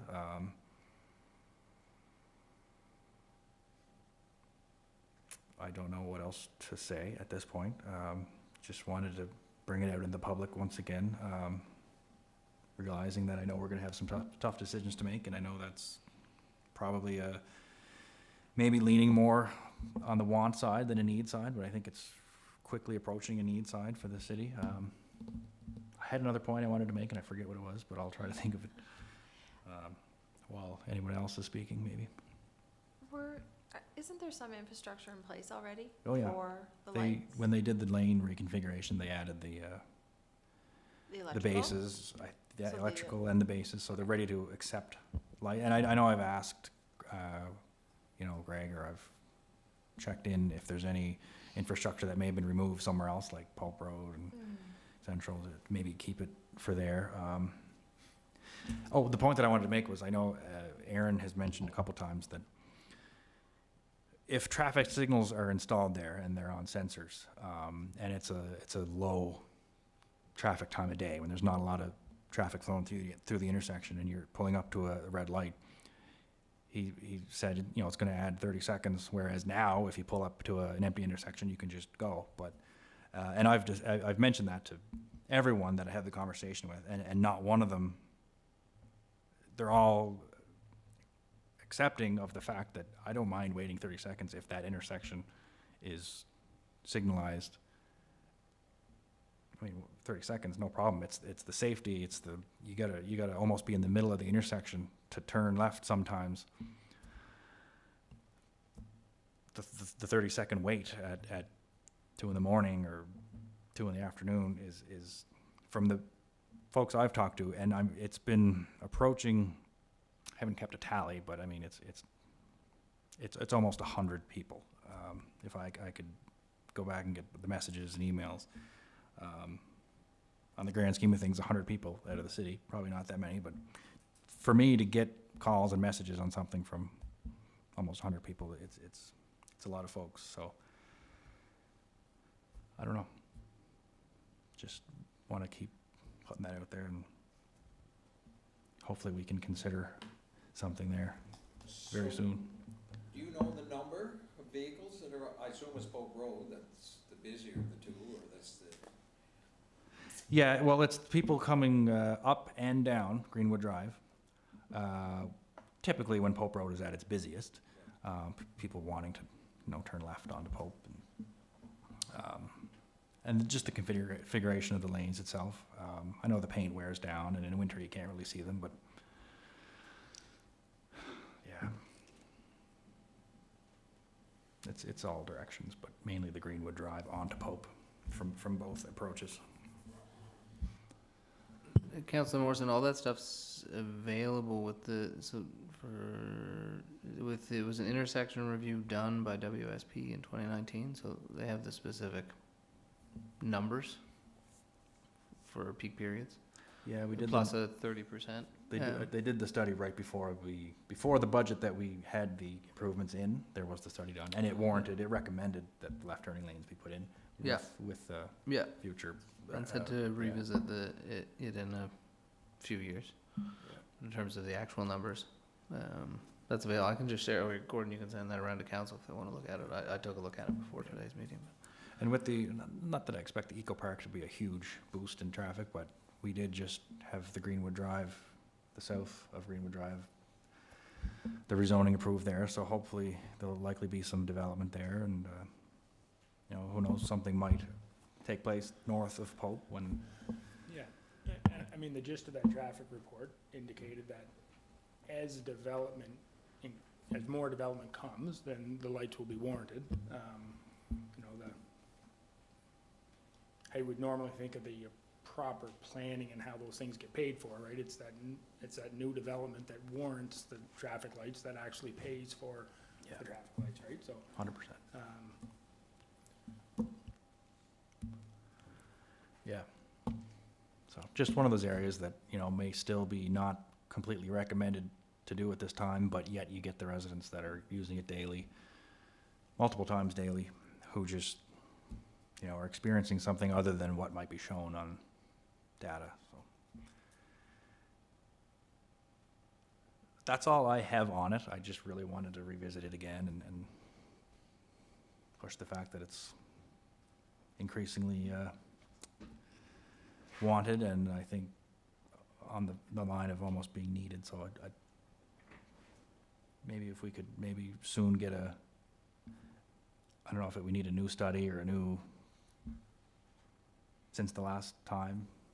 I mean, the study was, well, if council. It's a very recent if study. I don't council expect wishes, things to be they- much different. You know, that's maybe a decision for another day, but the study was fairly straightforward, as, like, the intersection will warrant traffic lights when development, you know, when traffic increases and development occurs. Currently, it does not, and to install traffic lights now would, while potentially improving things for folks coming out of Greenwood Drive, would decrease times for everybody else on Pope Road. Could I maybe at least request, even if it requires council consensus, that we talk about it during the budget, rather than arrive at the budget and not have it anywhere and wonder? If you recall, Councillor, when we do the budget, you'll have things that you can submit to Oh, discuss, absolutely, right? yeah. For sure. Yeah. So certainly discuss it. Fair And, you know, enough, again, yeah. the other thing always to remember is, one of council's roles is qualitative, not always quantitative. We're, here not just to follow studies, but to also add, understanding of how things affect communities. Streetlights aren't, despite what a lot of reports will say, aren't just for moving cars. They're also for helping people cross streets safely and making sure people can access sidewalks and bike lanes. And if we want people to be using fewer cars, we need to make sure we have the infrastructure there so that they can do that in a safe manner. So certainly I don't see any reason why we can't have that discussion through budget. I think it may be helpful for councillors who haven't seen the report to send it around as well, if that's something you want to do. Great. Yep. And I left out many of the, I certainly won't get into them, lots of stories that people tell me about experiences they've had and close calls and yeah, so there's lots of that as well. As there is, I'm sure, in many, many other areas, but. Thank you, Councillor. We now, but another one from you, but I think we have one in between. Number 7, we have Gillespie Water Street, traffic concerns. Councillor Cameron. There was a lot already answered in the planning board meeting earlier today about kind of the future if the development goes ahead with what's going on there of putting lights up. In the meantime, I'm just wondering if there would be anything that we could do to maybe help with that flow of traffic. I know that I've heard from a few people who've had numerous rear end accidents very close together in that area. Plus getting out of there with so many businesses and driveways around, it becomes a little tricky to time it appropriately. Like I said, going forward, there seems to be a plan if other things happen, but is there anything that can be done in the meantime until we get there? I guess is my concern.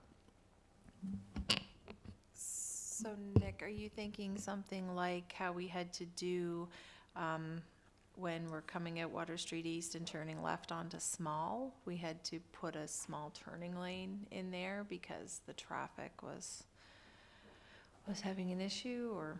Yeah, I mean, if infrastructure could handle that and there's enough room, that might be a good idea. Same thing, maybe if you're coming into Summerside, if there was a turning lane to get off there, so it's not just, kind of almost coming to a complete stop to turn onto Gillespie. just something to make things better, because there does seem to be a lot of issues around that area. Councillor Cameron, I know tech services have looked at that area a number of times, and there are some things on the drawing board for sure, so let me get that information and get back to you. Perfect, thanks.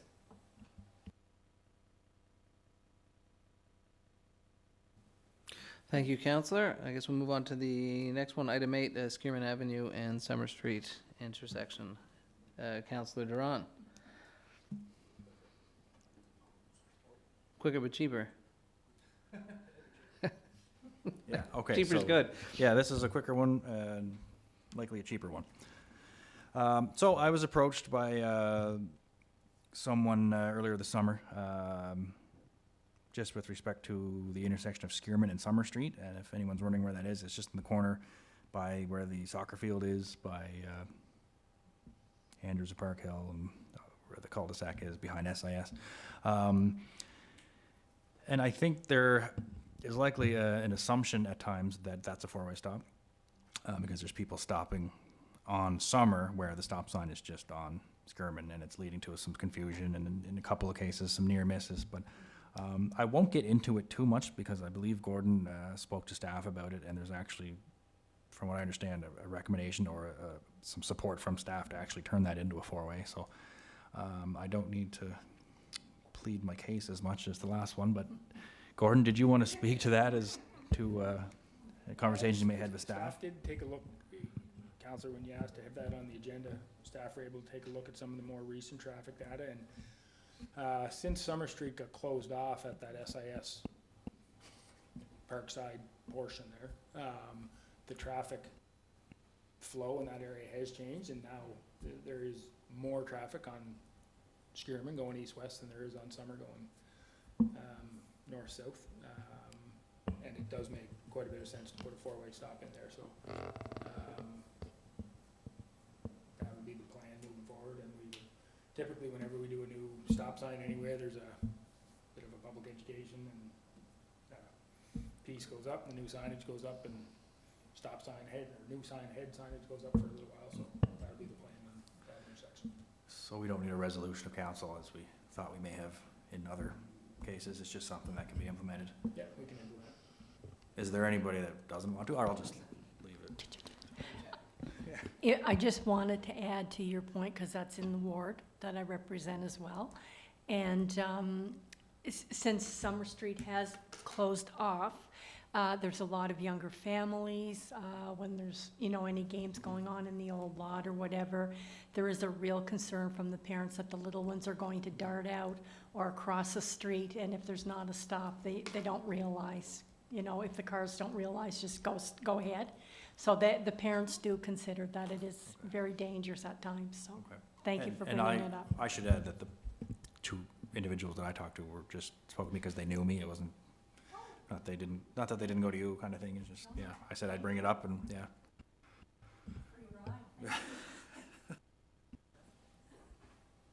Councillor Duran's very popular. I don't know. Yeah. It must be. Moving on, and just a quick little note on stop signs. Right, there are some municipalities that have this elaborate process for stop signs. Again, that's where that quantitative, qualitative thing, I think, where council adds a lot of value for stop signs and speed bumps. I think of the speed bumps as a stop sign that I think Councillor Adams and Councillor Snow pushed for before I was here at Elm Street School. Those can make a difference in a community for safe and safe streets for our residents. So I'm glad to see staff also working with Councillor Duran to move that along. So thank you. It's great. Good. I put one on here. The end of summer dump list on this is what this committee looks like today. The flyers delivery bylaw question, and I get asked by residents, and Councillor Gallant's ward, and I about flyers, and at least in our neighborhood, they are thrown on the bottom of driveways. It's a lot worse in the winter. I'll tell you, when the they get covered up but they also get thrown in the driveways. They turn into mush when they get rained on, and the whole neighborhood just looks like someone came and threw garbage on all of the driveways. We reached out, I think staff reached out to This Is Us and Community Connections, and both of them, I think, deliver flyers, at least when they do our bills and stuff, to mailboxes. And so the sort of question one I had, if any councilors had any thoughts or concerns or heard from any of the residents about this.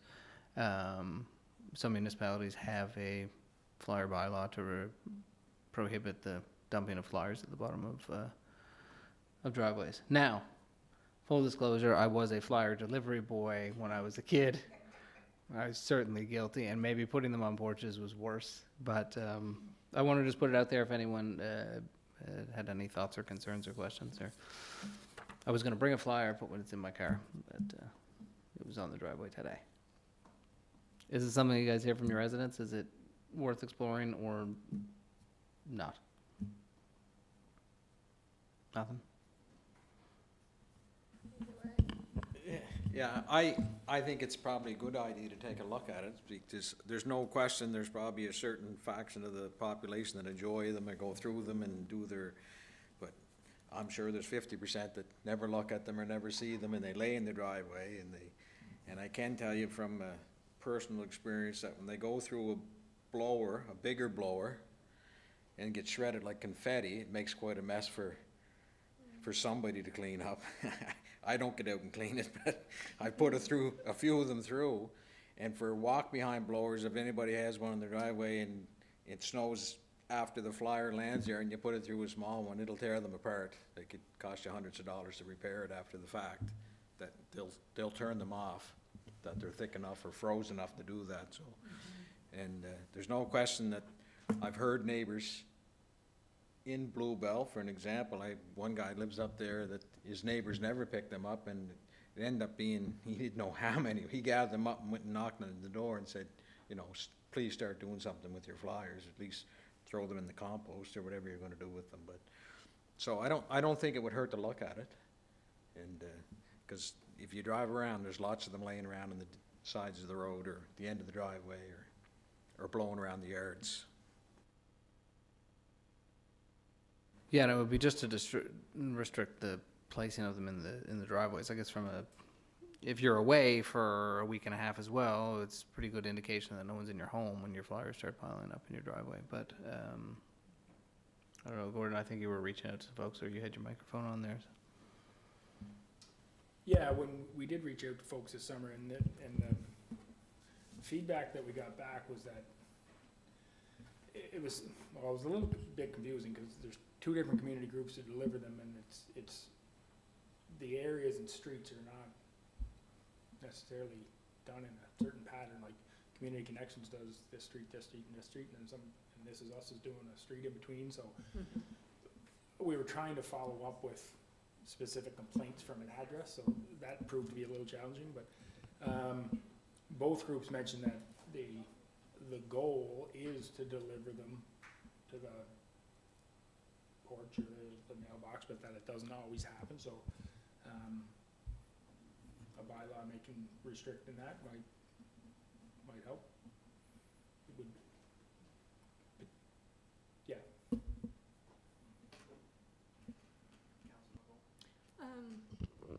Well, I guess we use the flyers. We do. We watch the flyers. But on another point, I think it's kind of one of those situations. I guess I would be more inclined to try and create the awareness to the people that are being contracted to do it, like the agencies or whatnot, maybe Community Connections or another group. Because I know I have seen some of the folks from Community Connections. They're pretty diligent in delivering, and they take it pretty seriously. But I think sometimes what happens if there's a buildup of snow, it's very hard for them to get to the porch or the mailbox. Also, I think the onus is on the house dwellers, that it's also up to them to take that responsibility to pick them up or to get them. So I think, the road runs both ways, but I would look at, say, if we did a bylaw maybe we could just at least provide some awareness to let the organizations that are contracting know how important it is to people and see if that couldn't maybe rectify it in some way. Because I'd hate to see somebody lose some of that income if it's something that's really given them that work ethic and getting out and things like that for their mental health and just to build those skills. So that's where I'm at on it. More awareness, I think, to make people know that it can be annoying if they have to get out there to pick it up or whatnot, if they could, meet halfway somehow.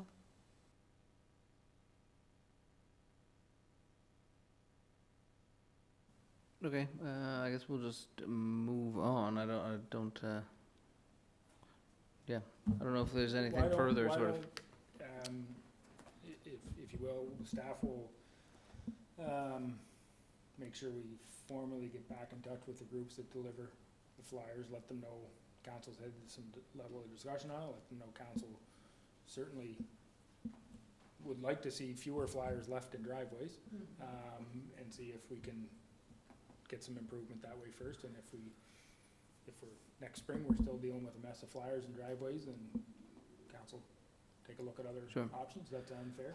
Sure. Okay. Does it happen in all councilors, does it happen across the city?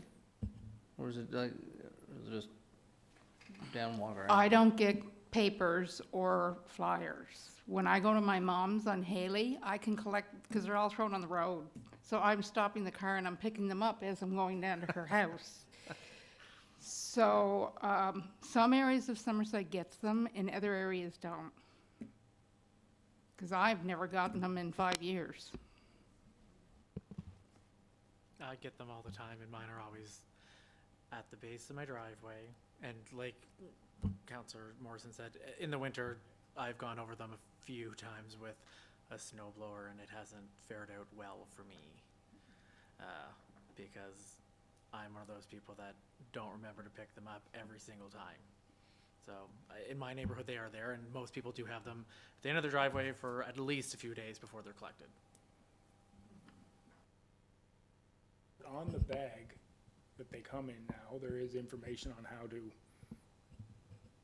cancel delivery to a specific address, so that's.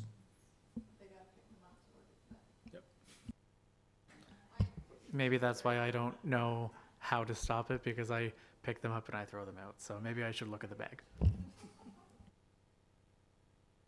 Okay, so Gordon, you're gonna reach out and sort of report back, and then we can see.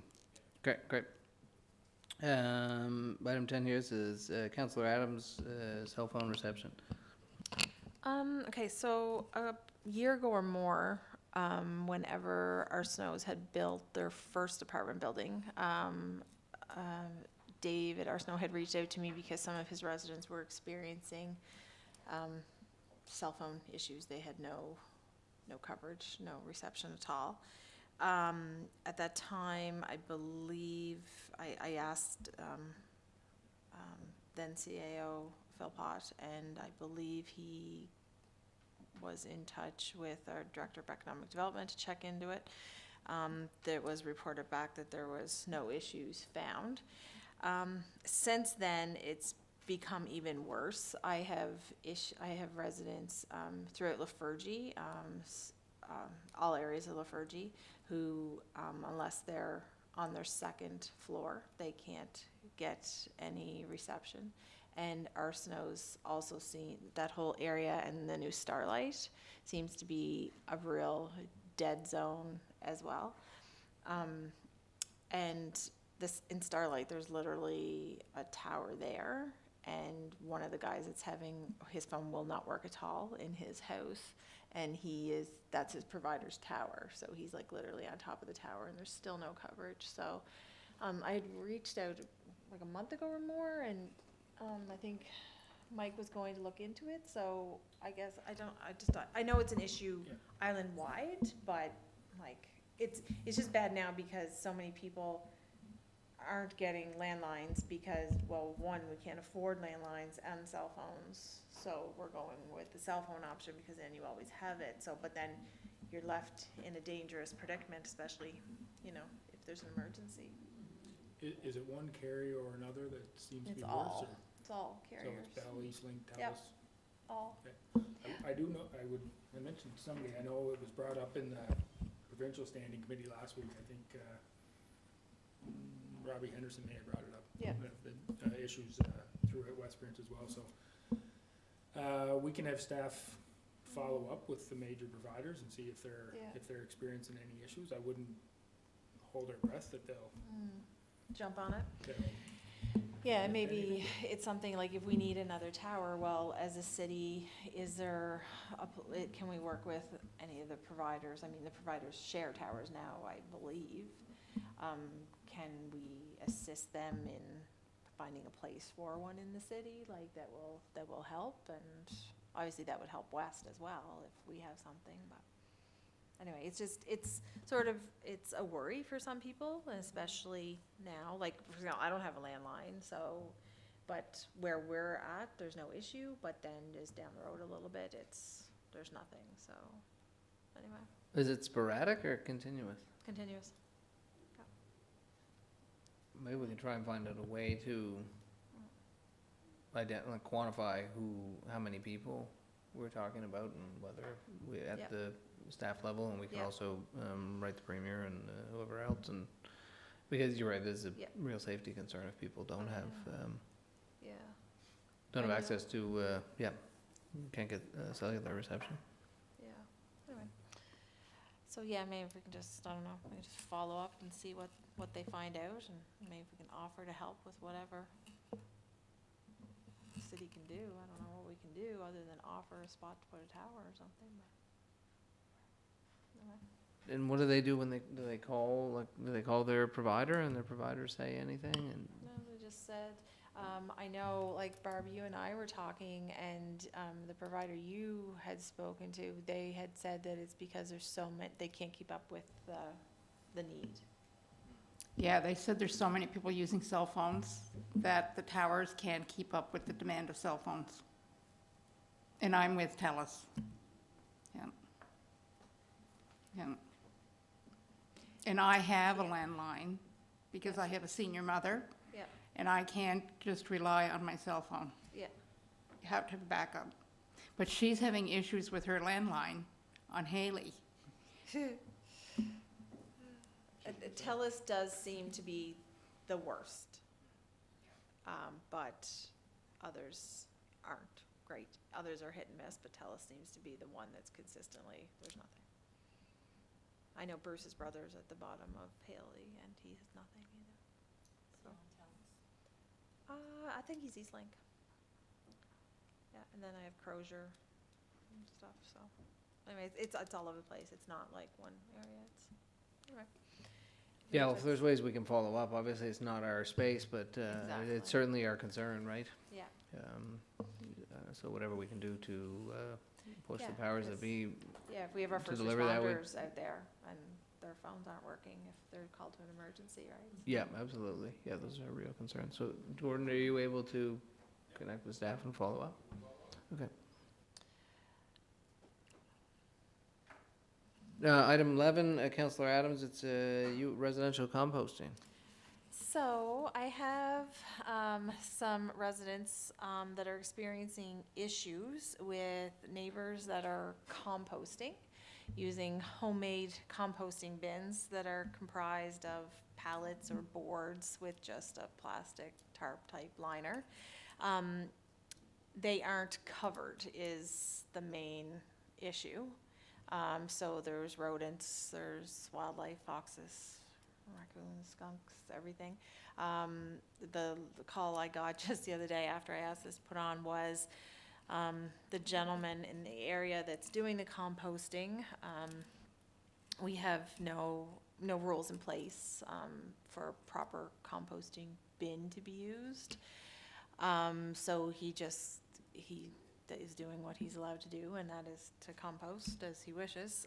But now a bird went in, took out a bone, dropped it in the neighbor's yard, and his dog choked on it. So, because it's not covered. So it's becoming not only like, now that we have like, so many birds around with the avian flu and all the issues. It's becoming a health issue as much as just an annoyance of picking up other people's composting. So I'm just wondering, is this something we can bring to like a bylaw committee that can be looked at, making sure if you want to compost, the same as you want to have hens, you have to have them in the proper containment? Yeah, I think if council wants to go that direction, then we would send it to bylaw and governance committee, standing committee for review and to report back to council, if councilors want the committee to explore that. I see some nodding, and Yes. Use your I've voice. been here long enough to know the nodding is usually a yes. Yeah. So Get her if done. any councillor doesn't want to that to proceed to bylaws and governance committee, Speak now. you can turn on the mic. Okay, so so it shall be.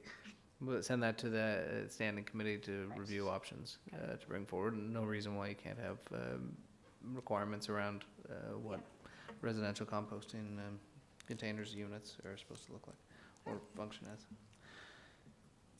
Item 12, 114 Miriam Drive. I think that's just an update from Councillor Adams. Yeah, that was just an update because many residents were wondering and waiting patiently. This house went for mortgage sale on August 29th. I spoke with the lawyer after the fact. The minimum reserve bid was not met, so the bank now owns the property. The lawyer advised that it will be sold by a realtor now. A lot of time has been spent by Summerside Police and Summerside Fire at this location, as there's been no utilities at all, including toilets, since February. So it's, the person who previously owned it is not there anymore, but there are more and more people every day. So it's definitely a public health issue. So the need, I expressed to the lawyer that the need and the hope that the bank respects for this to move quickly.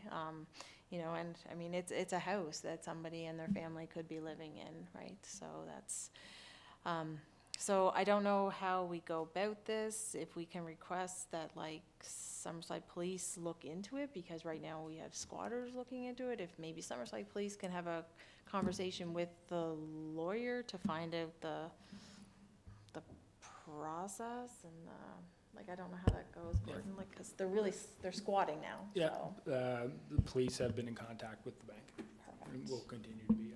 Perfect, excellent. And it's just when people ask me, I'm like, I don't know, like, I hate not saying I don't know, so as long as they know that police and staff are on it, then we're good.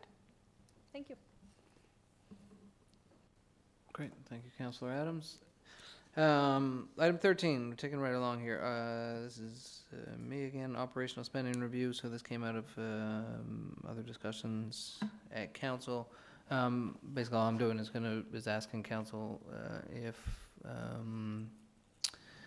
council would approve directing the finance committee to work with staff to prepare options for a program, operational spending review for the city of Summerside, so that we, one can do some cost comparisons on service levels across the board and how our municipality compares to other municipalities, and look at identify any potential ways that, any potential cost savings that may be available to us as a municipality as we face some, as Councillor Ron said earlier, some significant and large budget considerations coming forward, not just this year, but for the next couple of years. So we'll do the nod thing again. If any councillor doesn't want this to go to Finance Committee, you can let me know if you have some questions. And yeah. Yeah, just a question. How does an operational spending review compare to forensic audit? Is it or maybe I'm not using the term forensic audit correctly, but Yeah, what's a forensic audit? Criminal? Oh, God, strike that from the record. No, but it's, like, is it like an audit the same as an operational spending review? Like, is it No, just they dig would, in? they would have different goals, for sure. We are currently in our yearly audit program. We have an audit done by Grant Thornton every year. An audit is more of a review of the checks and balances and to make sure that things are spent accordingly and appropriately as per policies and governance piece. Oh, An operational spending review, I think the mayor's thoughts on it is more around what you're spending your money on comparing to some other communities and service levels and that sort of thing. So I don't want to speak for you, but Yeah, I think so. And again, that's why I'd sort of send it to finance committee to sort of flesh out, what the terminology is, whether there's an audit component, I'm not sure, but effectively to look at how we as municipalities spend our operational budget. Are there opportunities for cost savings? Are there things that we may be overspending on? Are there areas that we may be underspending on? Just to help council in establishing its sort of go-forward priorities. Sometimes these things are just useful to do anyways as a review, because I think one of the things I hear quite a lot is, we provide this, we provide a higher level of service in X than the other municipality. And I have no idea, I think. Two is, kind of, should we or shouldn't we? And then at what cost? And are the ways for us to, as we're facing some new realities here in Summerside, as we all know, in terms of the last number of years, our priorities have had to change. The city's growing. We've got a whole lot of new things that we hadn't expected. So need to make sure that our operational spending as well as our capital spending aligns with the priorities that this council is working on. And so it would be to, I guess, go to finance committee to come back with maybe some options, if it's called an operational spending review or it's called an audit, whatever it is, again, to come back to council to look at what that might look like. not a forensic audit. I don't know if forensic audit, we don't have any accountants on council, do we? No. You can answer what that is. I don't know, I've heard people, but I don't. So if people are okay with that, we'll send that to finance standing committee of finance. And that's, again, how this sort of new structure is supposed to work, is that we have conversations here at the committee of the whole, and then we'll send it to our standing committees and then come back with recommendations and reports. Okay. Both of them are right after one another. That's me again. Debt servicing policy, capital, sort of a few words missing here, but debt servicing policy, capital infrastructure. Replacement plans and policies, again, sort of asking council to direct the standing finance committee to look at what a debt servicing policy would look like. Other municipalities have requirements under provincial guidelines and legislation as to how much of their budget they can be spending on debt servicing. Some municipalities have their own policies and plans. I don't think we have one. We just sort of, nothing so specific. No, we don't have any policy. Over the last term of council, or time flies when you're having fun, I don't know if it was last council or the previous council, but we did a fairly thorough review of what other communities have and what other provincial rules are, and brought back to council quite a bit of information on where we currently are in comparison to what some other places' rules are.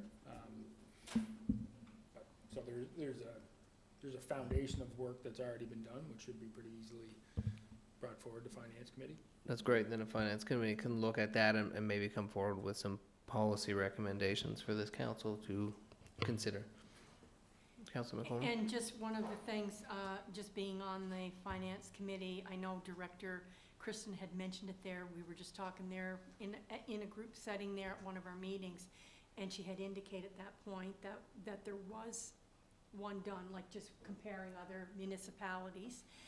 But the other thing that she had pointed out is that probably mid to late fall, there will be a beginning prep for this year's budget, and that is pretty time consuming. So if we are going to do it, we're probably going to have to strike some kind of a timeline because it could be running with that, and that's pretty intensive for that department. Just food for thought. Yeah, I think that makes a lot of sense, and that's something the finance committee should look at to how it structures its work, recognizing that budget time takes up a significant amount of the year and is quite busy. And then the other piece there as well, those are tied together, is the capital infrastructure, replacement plans, policies. Essentially, the idea there is to ask finance committee to look at how we go about preparing for replacement of infrastructure, whether it be a police station or a fire hall or the credit union place, as those facilities age, how we go about ensuring that future councils have reserves, if this council wants to go down that route, have reserves in place to be able to respond to those needs of the community going forward. So if those things can go to finance committee, if everyone's okay with that, and then finance committee, again, recognizing we're into budget season, can put that on their agenda to bring that stuff forward at a future date. Cool. Councillor Glant, seniors initiatives. I've given everybody three projects that are coming up for, two of them are for the Week of Remembrance, and the other one is for the second week in December. We really haven't done this before, so this is going to be a trial and error. See how it goes, whether we do it again or not. But the first one will be a night of remembrance at Trinity United Church on November the 3rd from 7 to 9:30. Music is by Phase 2. There will be food of the era from World War II. And the admission is a non-perishable to the food box program, because we really have few food insecurities. It's really bad. So I kind of thought, well, let's help with food boxes. The second one is November the 5th, 10:30, Trinity United Church. This is our 5th year of doing this church service, and this year we're honoring two vets. It's actually a brother and a sister. It's pretty neat. And there will be a reception afterwards. And the third one is the Seniors Christmas Social, which is on December the 16th from 2 to 5 at Trinity United Church as well. Entertainment is by Louise and Johnny, and there will be a reception, and Santa will be there. So I am going on compass with these. There is a limited capacity at the hall at Trinity, so the most people that can be in there is 75. So we're capping it at 75. And like I said, we're going to see how it goes.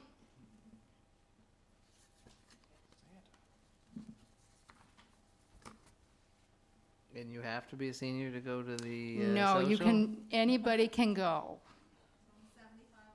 Great. Anybody can go. That's great. Thank you, Councillor. Item 16, Councillor Gallant, again, this is a food insecurity discussion, greenhouses. Well, like I just mentioned, there's a real food insecurity. So I've had residents ask me, actually since I've got elected, about portable greenhouses. I know that's not really in the cards for right now because we're going into winter. I know we have community gardens, or community greenhouses, but I thought if we could maybe bring it to governance, kind of make it a bylaw if people wanted to have portable greenhouses, because there are actually areas in Summerside that actual people have gardens in their front yards, that they're growing their own food. And I don't know, I think we're starting to go back that way.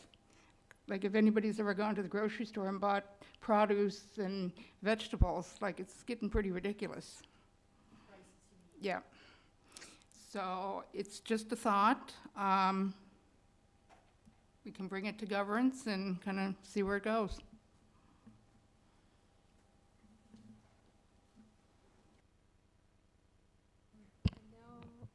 you had mentioned like community gardens. A group out in Meadow Heights started a community garden, and like you should see it. It's amazing. They worked with Trent, with the city, to make sure it was approved and like appropriate location and everything. And they worked in assistance with Ross's Place in Kensington, and that their community garden. It's Ross's Place, I believe. And Jamie came in and helped them like set up and, gave them different seeds and stuff. So now what they've started doing is, what they have too much of, they're taking it and donating it to at the food bank. So, but it's pretty neat, and it's sort of been, and it's literally like right across the road, so at our front door. So you see like, people coming and going, and people from all areas of the subdivision who usually wouldn't be out speaking to each other on a regular basis have become friends over the summer for it. So it is sort of neat, and I know that if anybody was interested, I could put them in contact with, the gals who set it up, and also Trent with the city is a great resource, but it's something, if done right, it's pretty neat thing, so. Just a question either to Councillor Glant or to Gordon or to staff. Portable greenhouses bylaw, is that something that we're not currently allowed to have, or does it fall under like an accessory building needing a permit and that sort of thing? Like, is it? It's a good question. I'm gonna follow up on it tomorrow. I'm not Okay. aware of what, if any, restrictions we have currently around greenhouses, but I'll find out So in the next few when, days and report back for sure. okay. I don't, Councillor Glant, when you had the idea of implementing a bylaw surrounding portable greenhouses, is that just sort of, if there is one that says we can't Yeah, have them? you can buy them at Canadian Tire, okay? They're probably about the size of my desk. It's a starter greenhouse, and it has an actual encampment over the top of it, so you can actually start it in your house, like in the winter, and then in the summer, bring it outside and actually plant it in the ground. Okay. Yep. I think I know people that had those in their attics. so is the question though, is there any restrictions around that now? Like, again, stand to be corrected, but off the top of my head, I don't think I think that's perfectly permissible right now. Well, I stand they're, to be corrected though. with these, you can actually start them in your house, because Right. they're only so big, Yep. okay?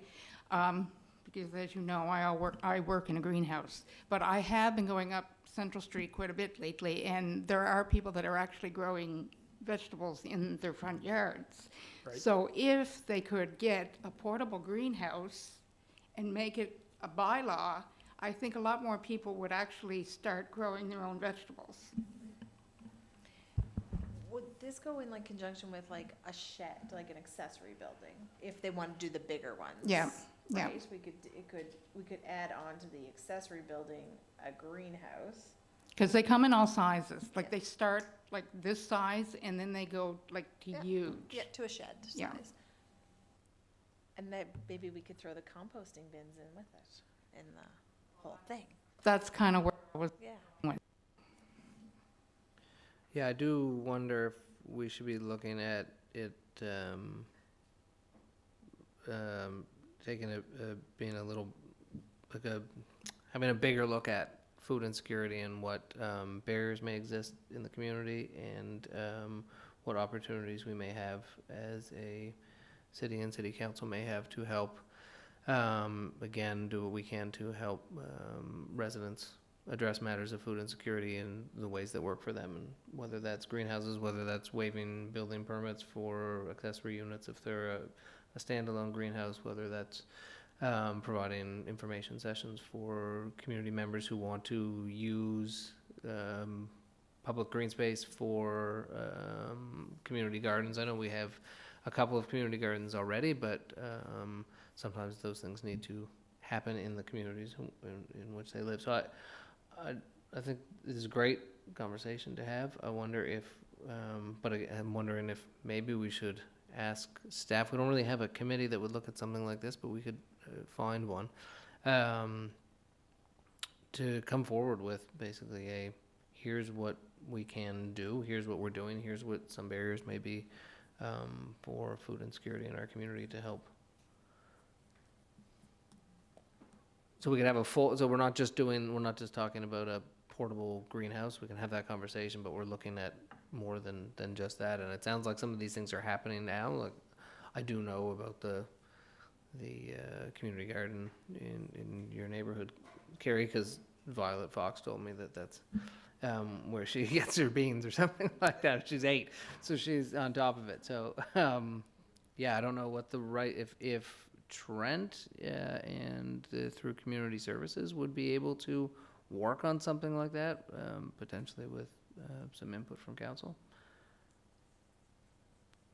Yeah, why don't you leave it with me and let me have a chat with all of our directors, because it's one of those issues that could likely be, span a few different areas, whether it be planning or community services, some of the things. And one thing we may want to just even report back to council on some of the things that we are currently doing that, council may not be aware of, nor the community, so, yeah, we'll put some work into that. And just one other thing, the community gardens were mentioned, and I know that there's somebody sitting in this room that has a great deal of experience with a community garden, and not me, but somebody else, our reporter over there. But we could probably get some advice from people that are doing it, that maybe would just be able to give some really good, as CAO is saying, some good ideas and tips. So maybe staff could report back, I mean, at the next council meeting. We don't need to come forward with a big elaborate plan to start, but maybe with some recommendations on here are some things we could do and maybe a process, and then answer also the question on the portable greenhouses to make sure that those are permissible. But we certainly don't want to have things that impede on people's ability to provide themselves with more food security. And then there are all the extended benefits, obviously, of growing your own food and getting your hands dirty, right? Does that work, Councillor Gland, for you? Rest of council? Okay. Stormwater ditch infill report, it's Councillor McDougall. Councillor McDougall couldn't be with us here this evening due to a personal matter. I did speak to Councillor McDougall yesterday. He just wanted to, he said Carrie knew what he wanted to talk about. So you already got your mic on. It's a scary So I'm thing. not gonna bother Yeah. going on. You can take it. Yeah, so he had wanted it, we put it on the agenda again, just to remind people that the ditch infill or stormwater ditch infill town hall is going to be Wednesday, September 13th, 6:30 till 8:30 at St. Elmer's Lions Club. And that's going to be going over the recommendations that were put forth by the ditch infill committee, which is Justin and Corey, in all their wisdom. And then that goes for a vote on the 20th, is it, Justin? 18th, sorry, thank you, on the 18th. So we just wanted to make sure that all residents knew what council was going to be voting on. And I know I shared it on my Facebook just the other day, and I've already had at least half a dozen people ask me for what the recommendations were. So I've just sent them the thing that was handed out that night at council. So it's good because, it shows that there's interest, and then if they want to attend and ask questions after they review that thing, and they can also review it that night, and people will be there to, they can go over their scenario of their own property or whatever, so, yeah. So that's September 13th at 6:30 p.m., did you say? Yep, at St. Elmer's Lions Club. And there'll be staff there, Gordon, to answer any questions? No staff there? No, it's just going to be council. Okay. Will you be there? Oh, yeah. Okay. Yeah, I think we're Okay. Okay. Good. just to attend. I don't know anything Yeah. to bring. I'm going to try and be there. I've got 2 things on the go, but we'll see. Because I wasn't able to make the last one. Great. Anything else, councilors? Wonderful. Well, we will adjourn tonight's meeting. Thank you very much.